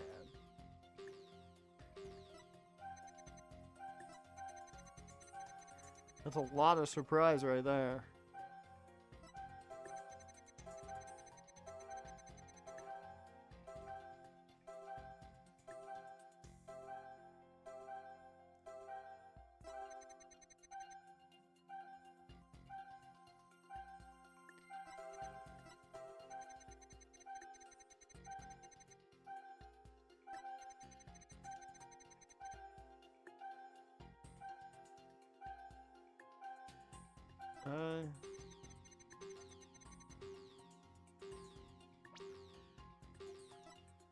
I don't think this is the unexpected emotion, but I want to see. I am going to save real quick.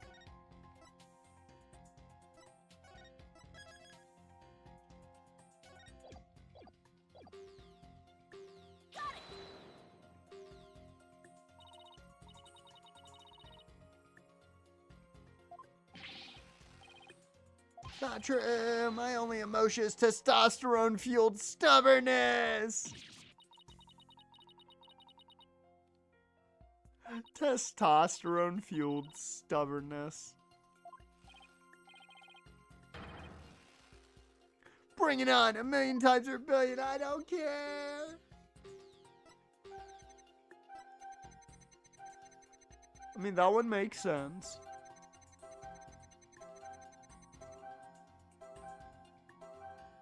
I have 2 options I'm interested in right now.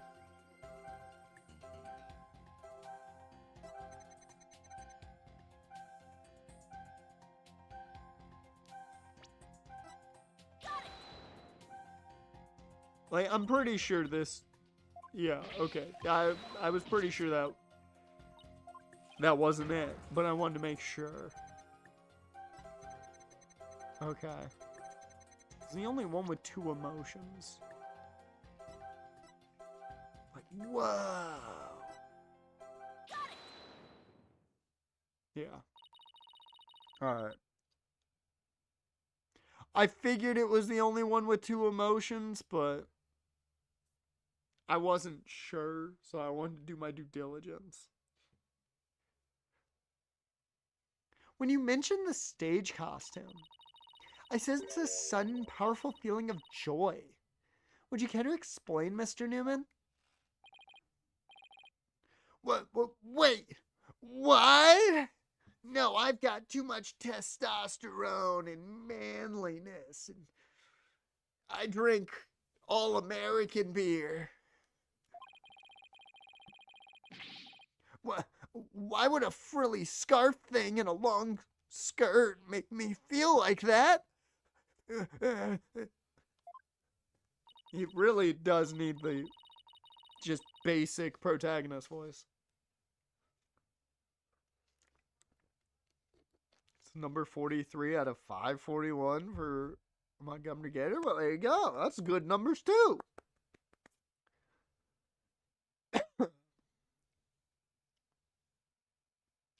I don't know, but you seem awfully interested in that costume for some reason. You didn't happen to put it on, did you? Like I'd be into that kind of thing. I'm a dude, and I'm into braces. What kind of braces, boy? The teeth kind? The knee kind? The arm kind?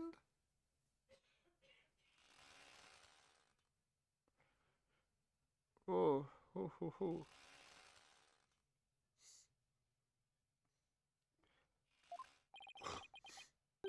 You don't think Robin's actually got a thing for Juniper's outfit, do you?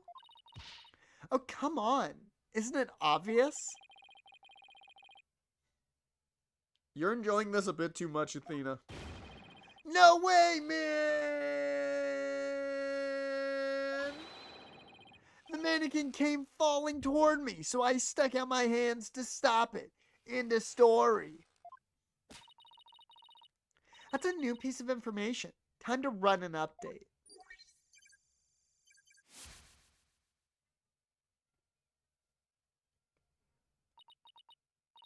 Yeah, 325 out of 2,800. Not terrible.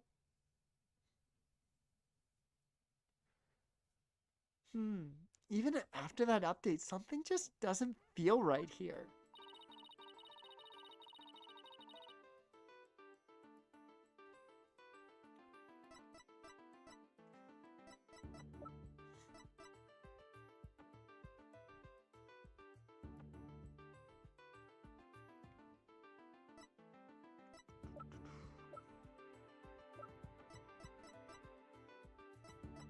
I mean, this doesn't prove anything.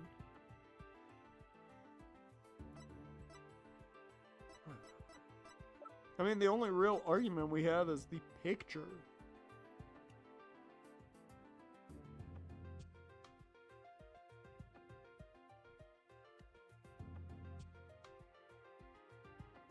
Take that! You said the mannequin came falling toward you, so you stuck your hands out to stop it. If so, then the fingers of your hands would have been pointing outward, like this. That's not what the handprints show. Yep. It's this. In fact, this looks more like your thumbs and the base of your palms. What?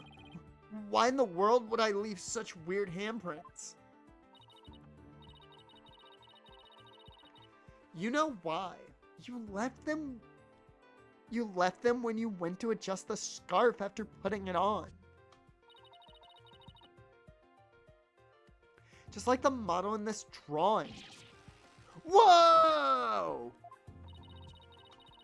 Why don't you just admit it, Mr. Newman? You did put the stage costume on, didn't you?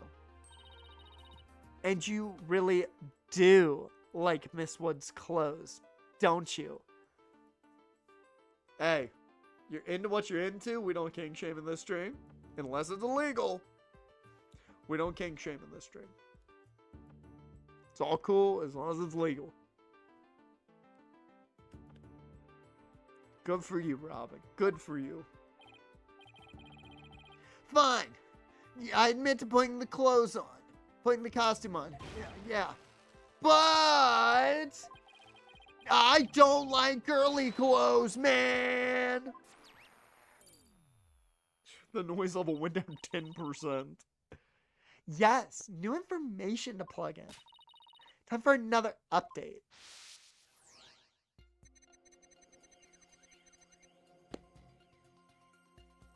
Hey, there's no problem with it. You're into what you're into, man.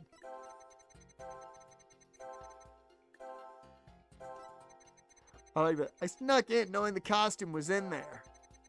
My heart was pounding even though I'm a guy. Then I saw it. It was even more amazing than I'd imagined. I was like, whoa! I'm a guy, but I got all excited.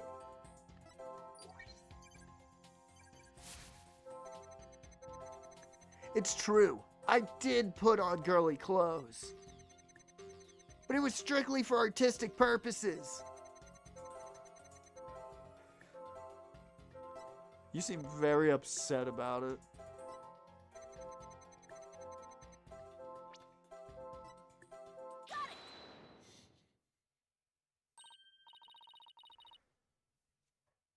I mean, cross-dressing is a very anime trope, so it's not a surprise there's a character with that in here, but, like, who cares? You do you. I don't care. It's not hurting me. There, another emotion that doesn't fit. So what? You're really starting to get on my nerves, man. Mr. Newman, you got excited when you put the clothes on. But you also felt sad. It's because I'm a dude, man. Who cares if I felt sad? It's no big deal. Okay, Mr. Newman, out with it. Why did you feel sad? You're hiding something, aren't you? Oh, no! You're not fooling anyone anymore. Now, tell us why you were sad. Okay, fine! If you're gonna be that way, I'll tell you. The reason I felt sad is no matter how much I dress up, I'll never be as pretty as Juniper. Well, no offense, but his habit of shouting at the top of his lungs doesn't exactly help. No, that's not it. I totally own those those girly clothes. I should have been totally pretty. But there's something that keeps getting in my way.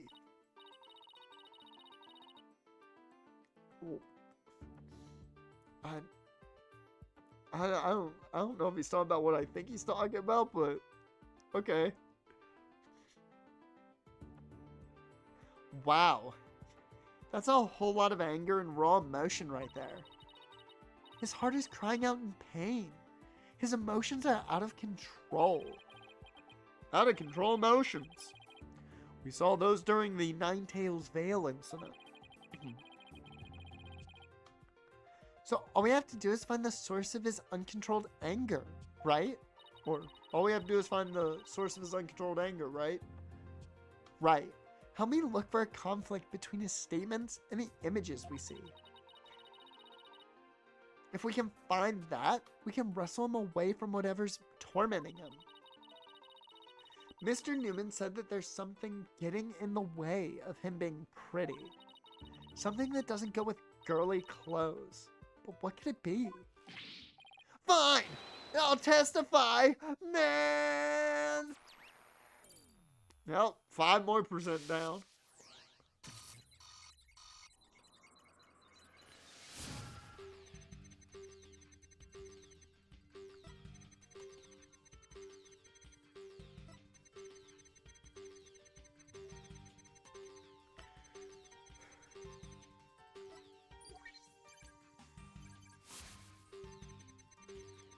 I felt like a diva when I pulled the hood over my head. It felt so right.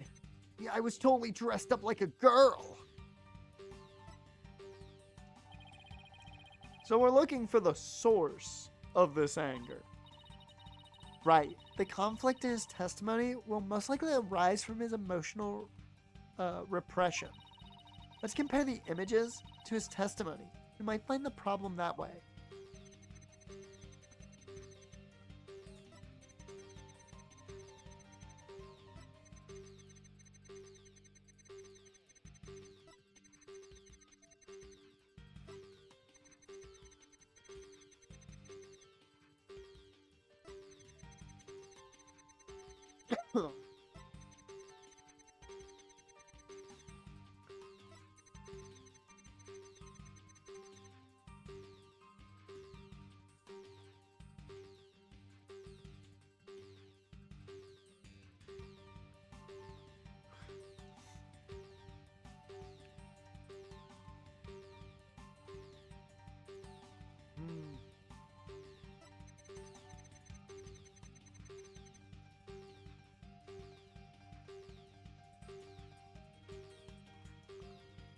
No, I'm good right now. I'm just thinking.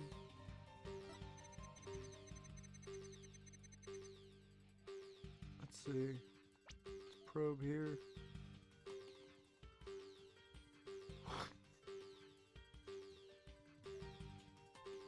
Oh.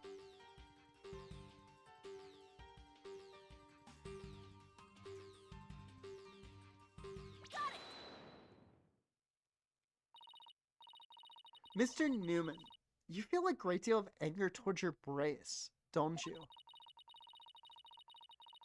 Yeah, it's obviously the brace because he keeps calling it a brace for masculinity. And he doesn't care about being masculine. So, Is that what you feel is holding you back from being as pretty as you think you should be? huh? What? What?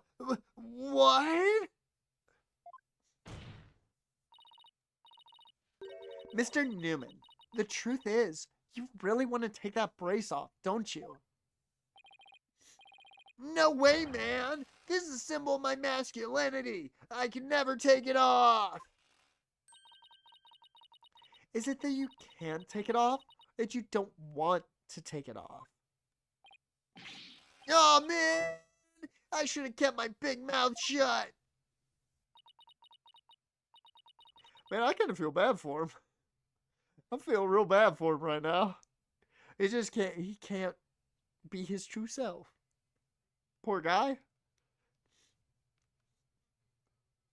This is really weird. He exhibits intense anger towards his brace, which he calls a symbol of masculinity. But he can't take it off. Not even when he's trying to look pretty. What could be at the root of his complicated relationship with his brace? He's having a existential crisis right now. I have a feeling we're on the verge of uncovering an earth-shattering secret. Athena? You okay? Seems Robin is still hiding a secret. A big one. Bigger than the fact that he's secretly jealous of Juniper's looks? Yes. At least, I think so. No. It can't be. I just thought of something. That's totally insane. Mr. Newman. What? I'm onto your little secret. I know that you are really into All American Rejects. And I am onto your dirty little secret. And if I'm correct, it's not very little at all. It's huge.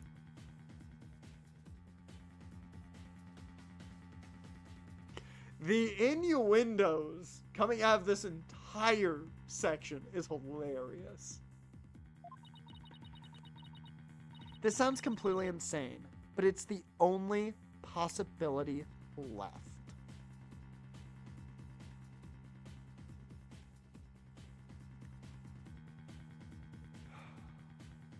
There's two options. Because he's not red pilled. Are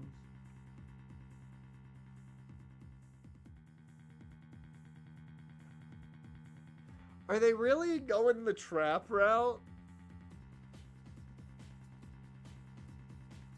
Because I don't think they're going the trap route.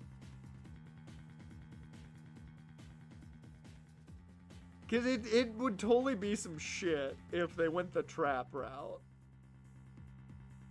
But I don't think they're doing that, so I'm just gonna go, you want to be pretty like a girl.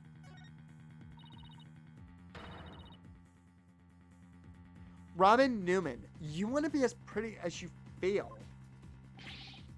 That's right! And I'm never gonna change! I'll show you how real men cross-dress! You will? Now? Athena, we already know he likes to cross-dress. This line of discussion is a dead end. And yet, he can't take that symbol of masculinity off, even when it clashes with his ideal self-image.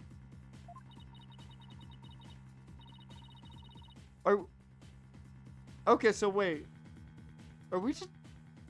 Really? They're going the trap route? I'm not gonna lie, I did not see them going the trap route. I would have expected this before the trap route in this game. This is the only good thing of watching enough anime. When they give you that option, you're automatically like, okay, so trap route. This is the only good thing of watching way too much anime. And multiple different kinds of anime.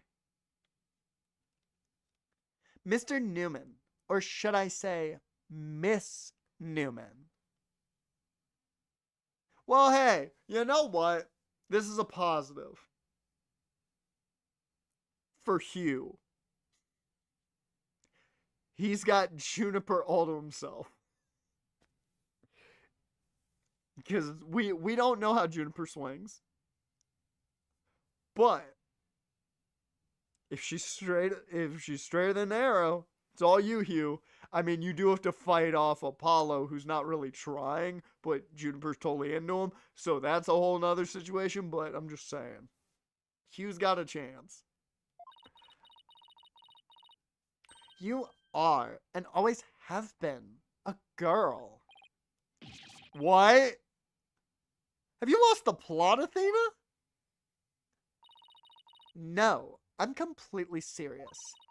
I don't have any direct evidence, but that's what Robin's heart is shouting out loud and clear. Hold it!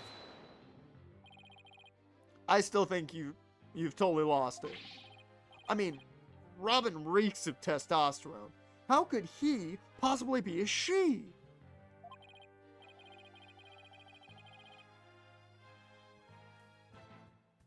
I will say then, that means the anime protagonist voice is actually perfect for him, because male anime protagonists are normally voiced by women. So it's perfect. It's perfect. You get women to voice 10-year-old boys.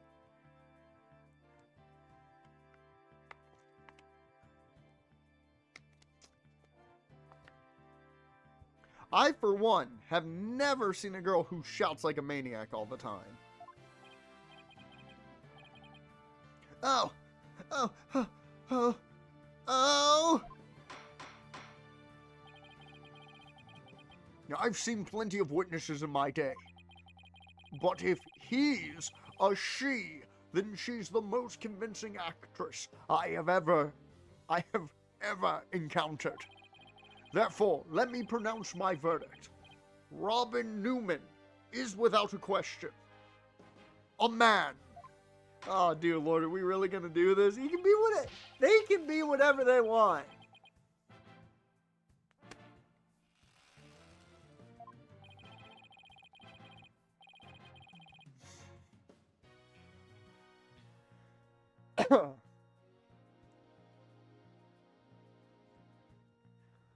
You are now truly Justice Dono's equal in one area. you're just as equally insane. Never in the history of this planet has there been a finer specimen of the masculine spirit. I could barely read that with a straight face. I could barely read that without bursting out laughing.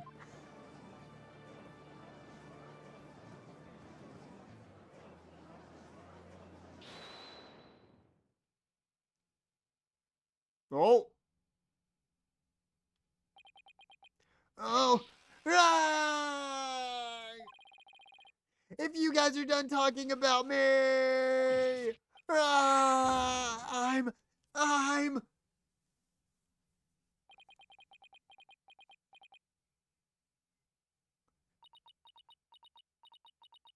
Oh, that's very.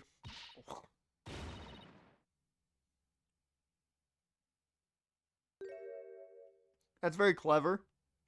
The way they did that. The audio changes on the ellipses when they're being typed out when she proves she's a female. That's very clever. It goes from being very heavy and kind of louder to being softer and gentler. That's very clever. Yeah, I like that. I like that a lot. That was genius. That was fucking genius. I'm gonna give that to fucking Capcom on that one. Good on you. Good on you there. Whew. Hot damn.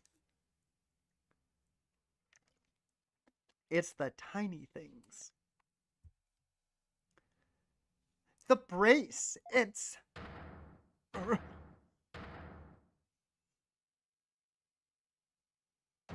Well, yep, that is...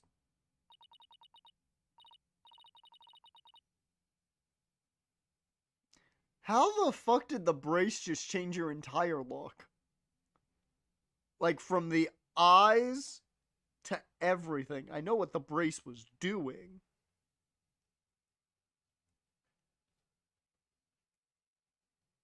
I will say this much. The brace did a lot of work. The brace did a shit ton of work.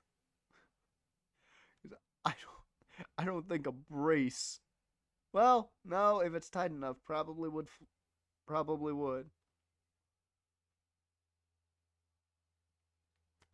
Like, I don't know how that works. For people who are that self-conscious about that. So, I can't really speak to it. But yeah. No, the brace was doing something else as well. It was flattening her chest. That was the main thing it was doing.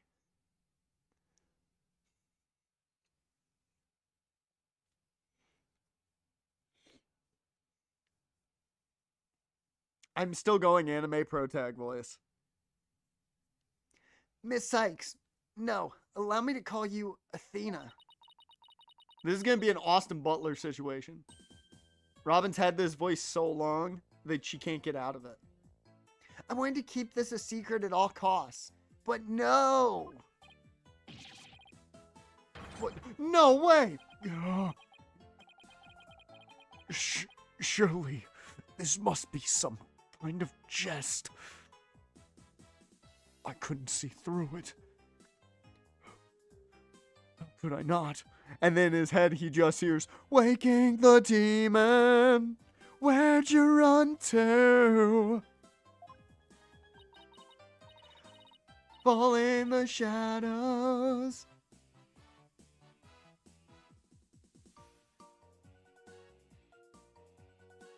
Oh no, I know women will wear very tight shirts to try and flatten their chest. You know, if they, feel away. And I've heard about that, and I'm like, no, it's whatever you want to do. Who cares? Well, I didn't even think about it until after the brace came off, and, you know, things became obvious, and I was like, oh, that's what the brace was doing. That makes sense. I would have thought Blackquill would have figured that out. Legitimately, Blackquill not realizing it makes him seem real stupid to me. I took him as being smarter than that. I'm not gonna lie. Waking the demon, where'd you run to? Falling in shadows. Nope, it's for real. Yeah, I'm a girl. Body and soul. I can't believe they ran the trap on us. Crazy, man. I did not see that coming. I don't need that. I don't need that. I believe you. Fucking thing, but miss obvious shit. Yeah. I will say, I didn't see it coming. I didn't see it coming. I never saw it coming. If you don't believe me, I'll give you a P-E-E-K.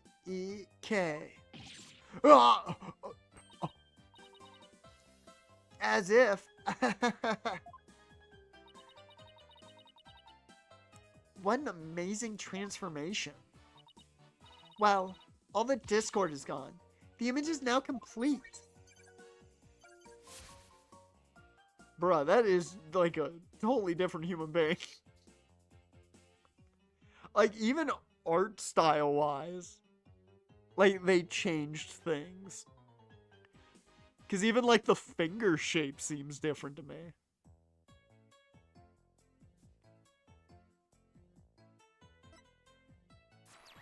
Like, artistically, they just changed everything.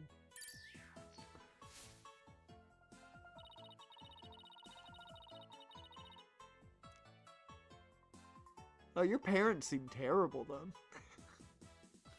Either, well, I mean, you could be a tomboy, so that's not a big deal.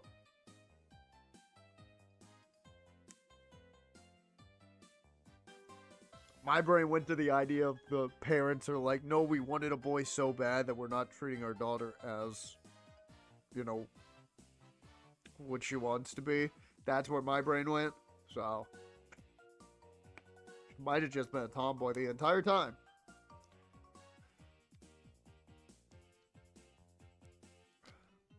I was raised as a... Well, no. I've got to keep the main protag voice because Austin Butlered it. I was raised as a boy since I was little, and I studied law just as my parents wanted. But now, this living lie that had me pinned to the ground, it's... Ah! It's been blown to smithereens by you, Athena. Now I can stop pretending I want to be a prosecutor. I'm gonna be an artist. Yeah!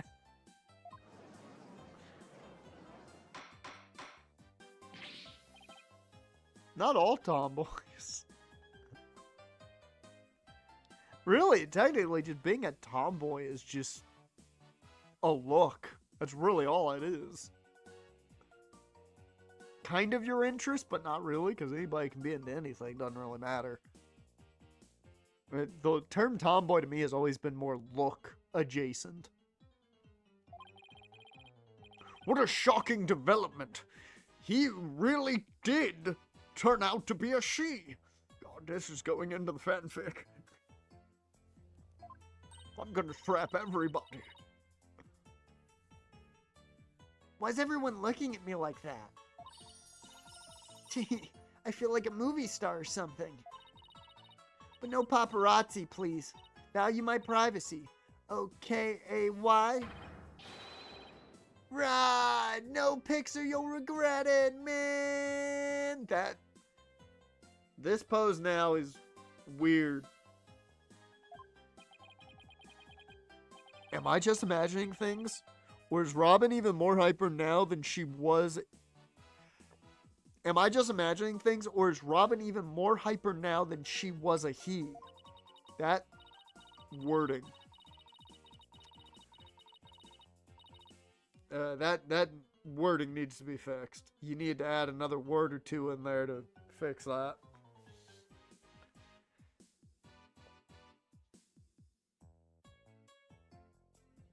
I've seen a lot of traps. I've seen a lot of traps in my day. And if we're talking tomboys, I mean, tomboys, I feel like the term started in like the early 2000s. Like late 90s, early 2000s. So I knew a lot of people who were tomboys.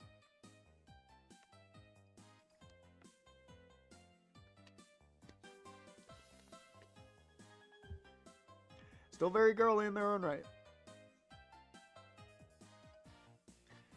I don't know. Maybe it's because she finally got her troubles off her chest. Literally. This is all well and good, but does he being a she actually change anything?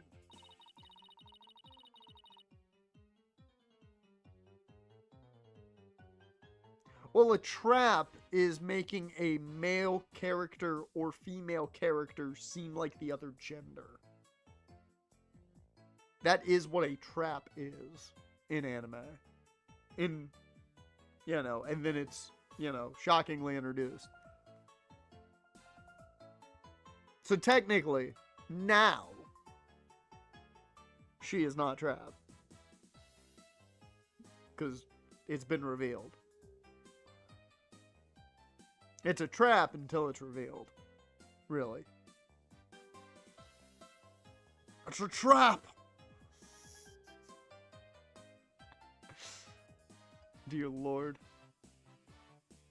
The fact that the witness is actually a girl does change things.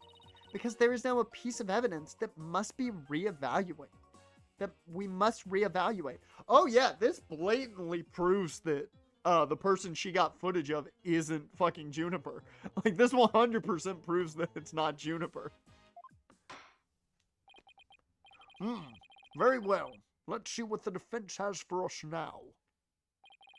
What piece of evidence must we reconsider now that we know the witness is a girl?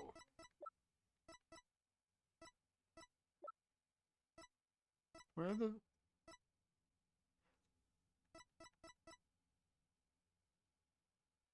What?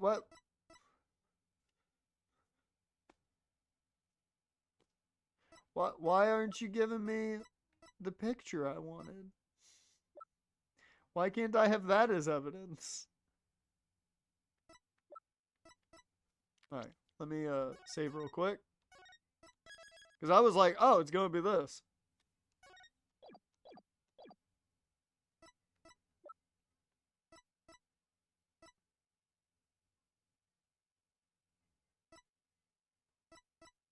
I thought we had the picture as evidence. That's why I was like, oh, that's easy.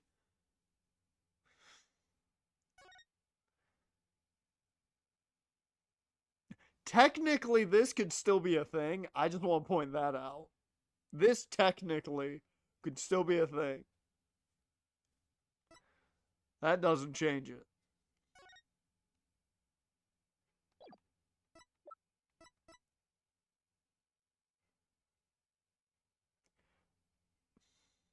I mean, it's not this, but this is the closest thing we've got to the evidence that fucking Box Girl's got.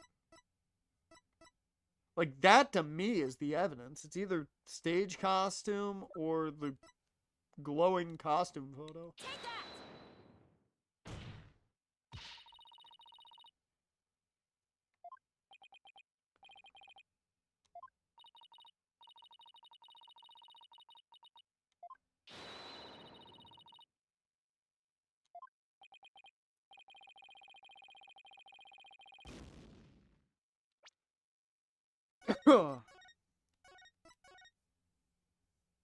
What would it be then? What changes? Oh! Oh! That's it, because we only thought it could be one person yelling, "You're a goner," because there was only one female. Now there's two. So, yeah. Okay. Take that! Yeah.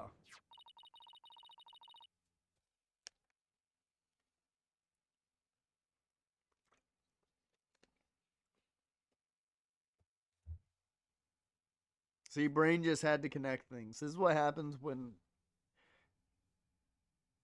Yeah. Today hasn't been good. It's been a rough day. I woke up like an hour before stream. I spilled a bit of my lunch. Still had enough to eat. Spilled a little bit of my lunch. My throat is shit. It's better now than it was at the start of stream. It didn't have a good day. I still gotta finish editing and get commentary done for today's video. Ugh. That's how today's been. Ugh. Ugh. I mean, it doesn't matter if I rest up or not. It's mainly the change in the weather going from fucking 30 degrees to 60. My body is like, no. Fuck that.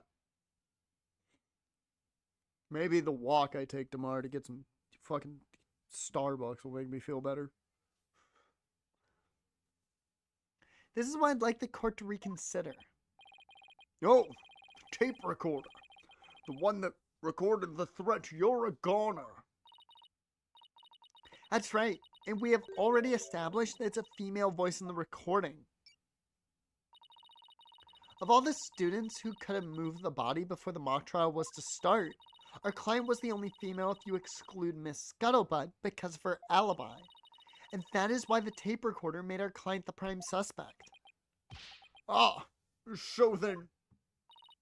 That's right. The witness just revealed that she's a girl. Therefore, if we are using the voice in this recording as the basis for hurling accusations, this witness must be labeled a suspect too. Oh no! No! Oh, that sounds wonderful. 81 degrees? Oh, I would love that. Maybe I got moved to Texas. Give me Florida weather. I'll take Florida weather.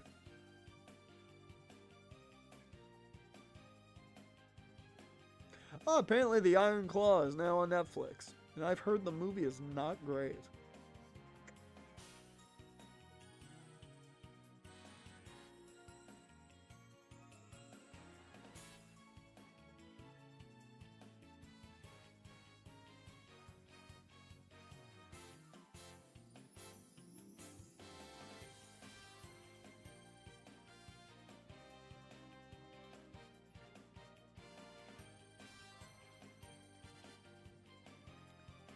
There's people that must not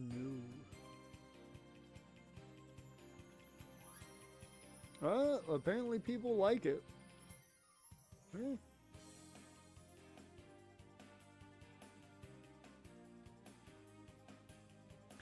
People are like, it's sad as shit. I'm like, you people do not know the actual story, do you? The actual story is rougher probably than the movie. Whew.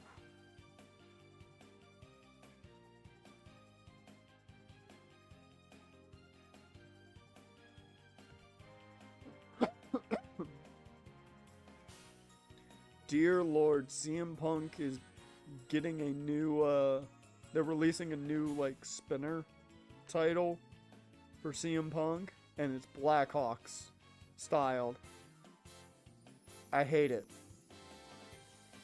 Out of just pure blues fandom, I hate it.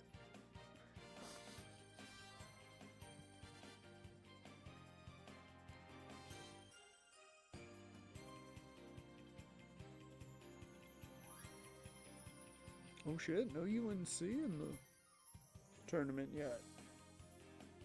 Dude, that'd be a great March Madness. If NC State were to make it, no UNC. Woo!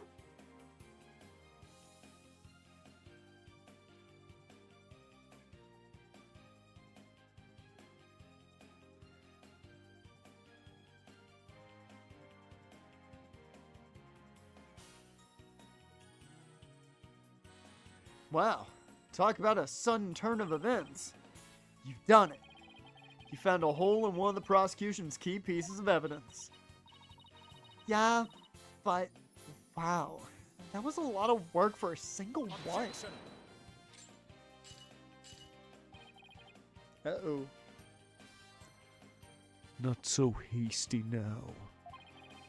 You're forgetting that only one person here was privy to the script.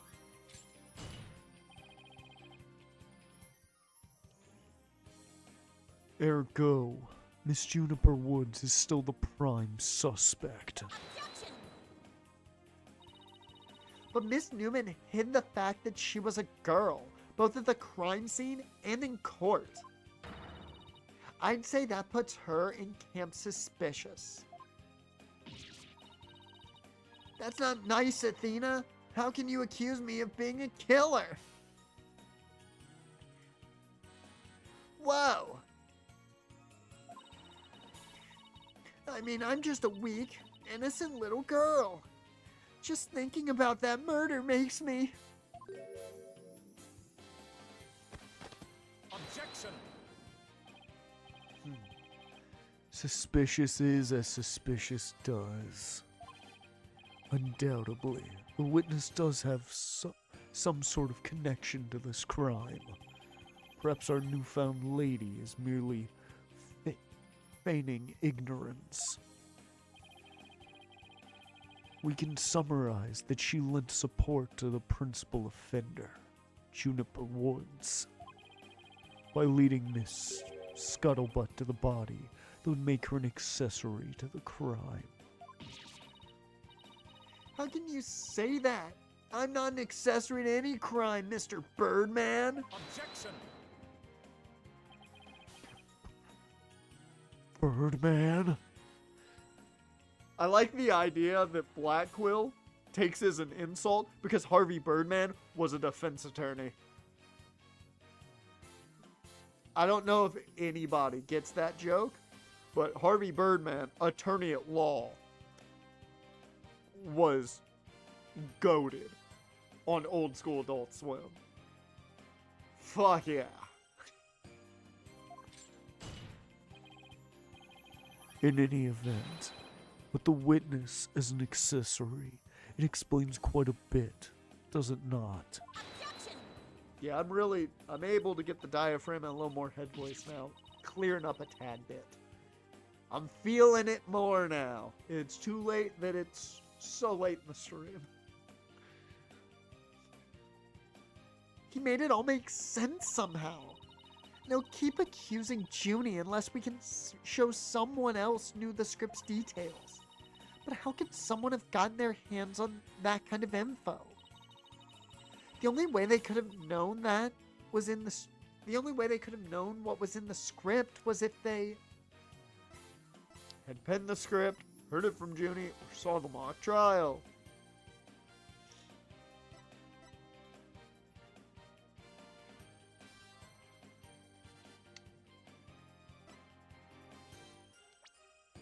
I mean, we know it's not penned the script because it was Junie's script, with a little help from Professor Cord. I'm assuming heard it from Junie is the only way this works because saw the mock trial doesn't really fit with the timeline.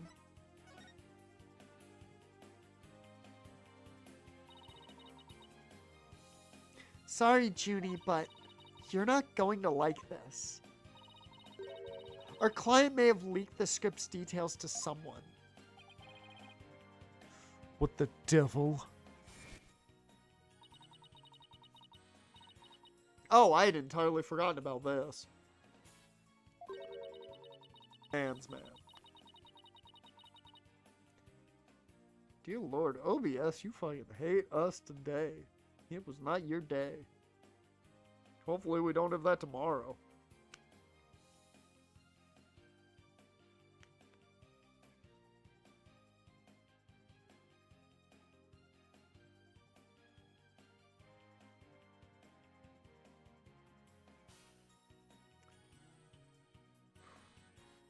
I'm looking at OBS right now, and it's bouncing. I don't know why, but it is.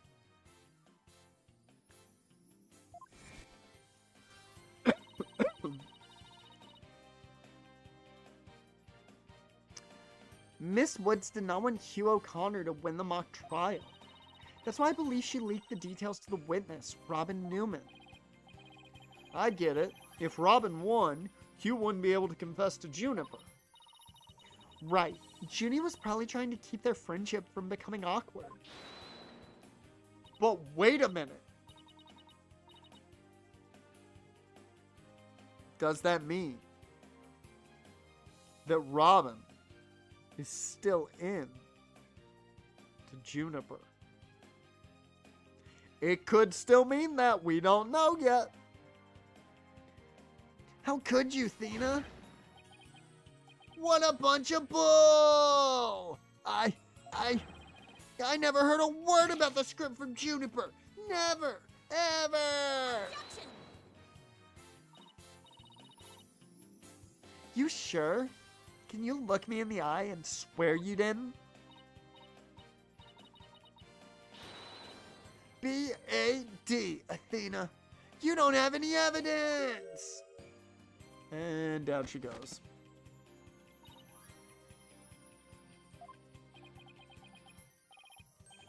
Actually, we might have just the thing. Really? Yeah, one of Robin's lines I read when we were reenacting the mock trial.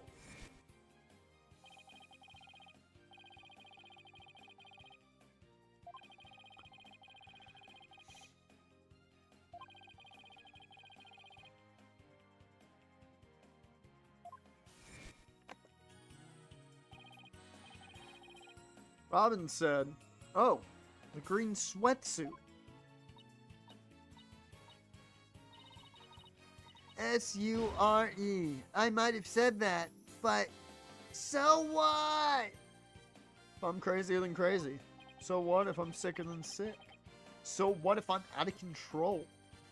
Maybe that's what I like about it. So what? Right? Yeah.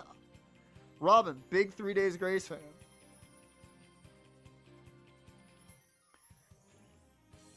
Well, think of it this way, Athena. Yeah? Which way exactly? If I told you that I'd be wearing a blue suit today, but then showed up wearing what I've got on now, what would you say? Oh, the red suit? It's not a suit, it's a jacket, and he's also got his backpack. I think I've got it. Your Honor, we have evidence proving that Miss Newman knew the contents of the script. The defense moves to present said evidence to the court. Very well, Miss Sykes. Present away. This evidence proves that Miss Newman had prior knowledge of the script's contents.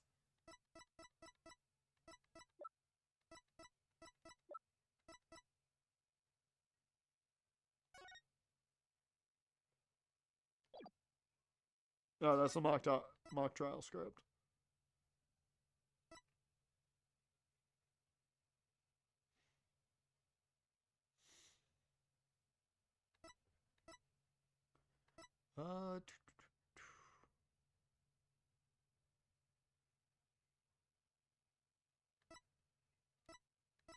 Yeah, it's got to be the fucking mock trial script because we fucking read it.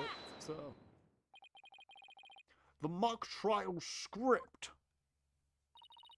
Miss Newman, during the mock trial,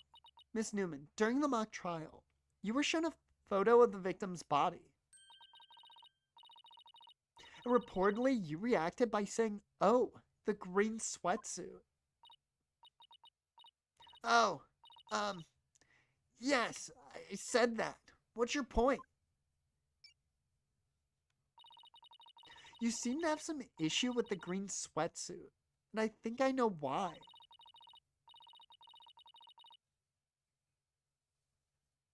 It says red suit from the prosecution case, or from the prosecution class. Does it say that? I don't remember seeing it.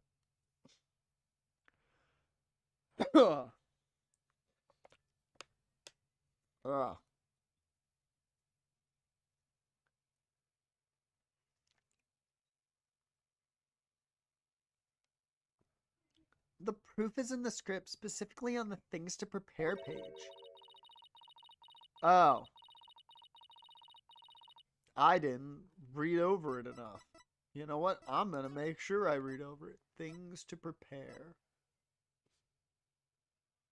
Sweatsuit victim's outfit will be a red one from the prosecutor course. There it is.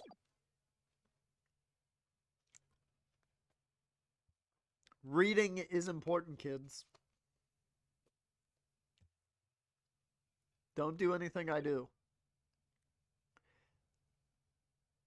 It technically would lead you down bad things.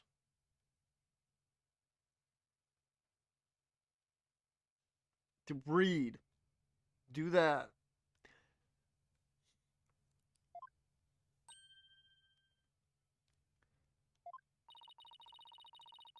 You were surprised because the sweatsuit in the photo was green. But if you didn't know about the script's contents, don't gamble, kids. Yes, don't gamble. I fully attest to that. Don't gamble. No gambling. It'll ruin you. Now, if you want to gamble your money by giving me donations and shit, that's perfectly fine. Do like every fucking content creator.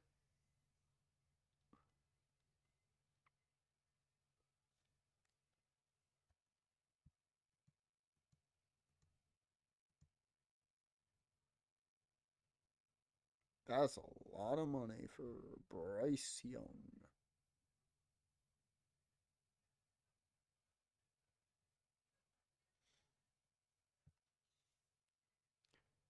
But if you didn't know about the script's contents, then that shouldn't have surprised you.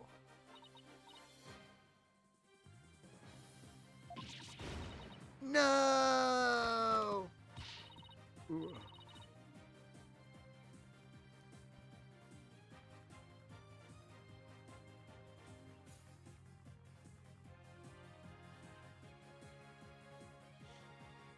Oh.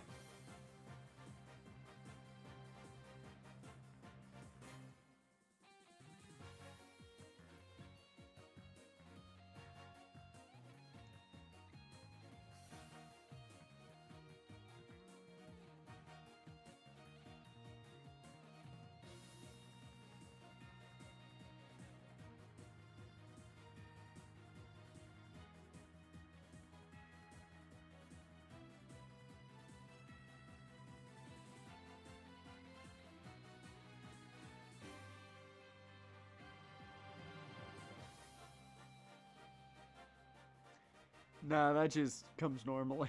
That gambling's not gonna bring that. Why you gotta attack my hair? Why you gotta do that? The little bit that's up there. Why you gotta do that?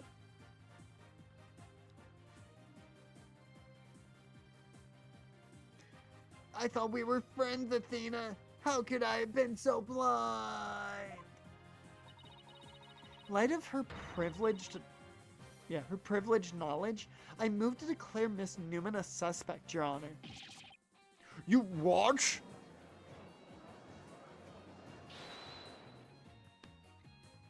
There isn't much other things to attack. Oh. That's technically a good thing. That's technically a good thing.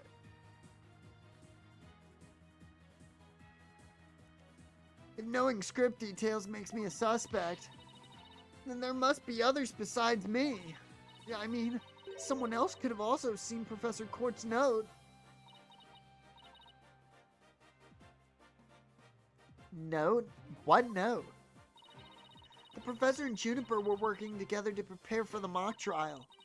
Only one copy of the script was made to prevent it from being leaked.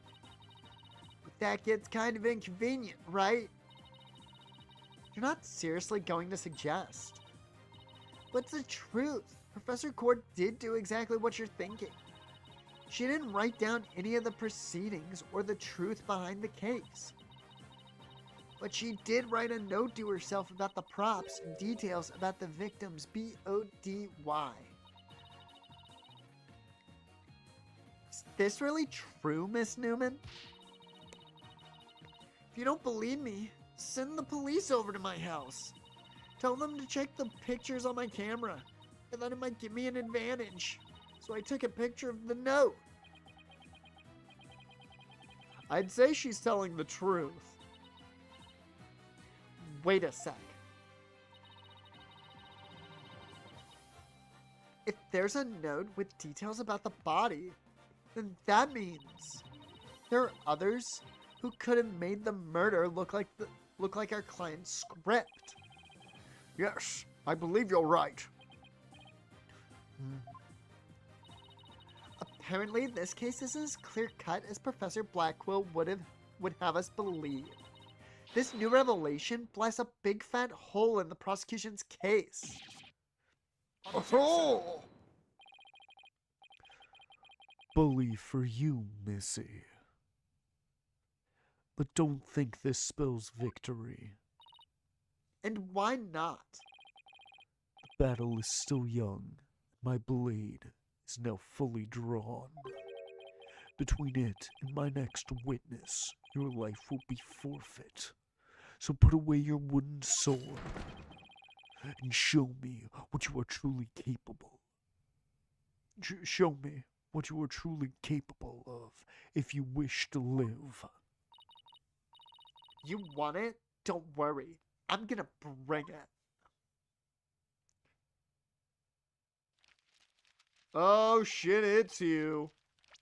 And that's gonna be where we call it for today. Perfect timing, too. Perfect timing to get a new witness. So, with that, that is going to bring us to an end of this stream. Let me go ahead and get some music going. Make sure I don't blow out my eardrum. But as for tomorrow, we will be live at 8. Just not with what you would expect. We will be live with the off-season for Texarkana, as long as that poll is still the same. I did not check it last night before I went to bed, so I've got to double check.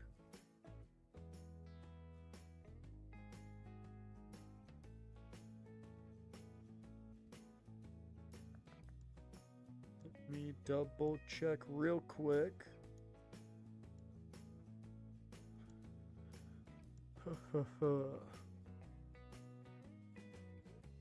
And yep, we will be live tomorrow at 8 p.m. We will be live tomorrow at 8 p.m. Eastern to do the off-season for the Texarkana series over on my main YouTube channel. So, that's going to be what we're doing Friday. Saturday, we will do some Pokemon. Mainly because I want to play more. So, we'll do some Pokemon 8 p.m. Saturday.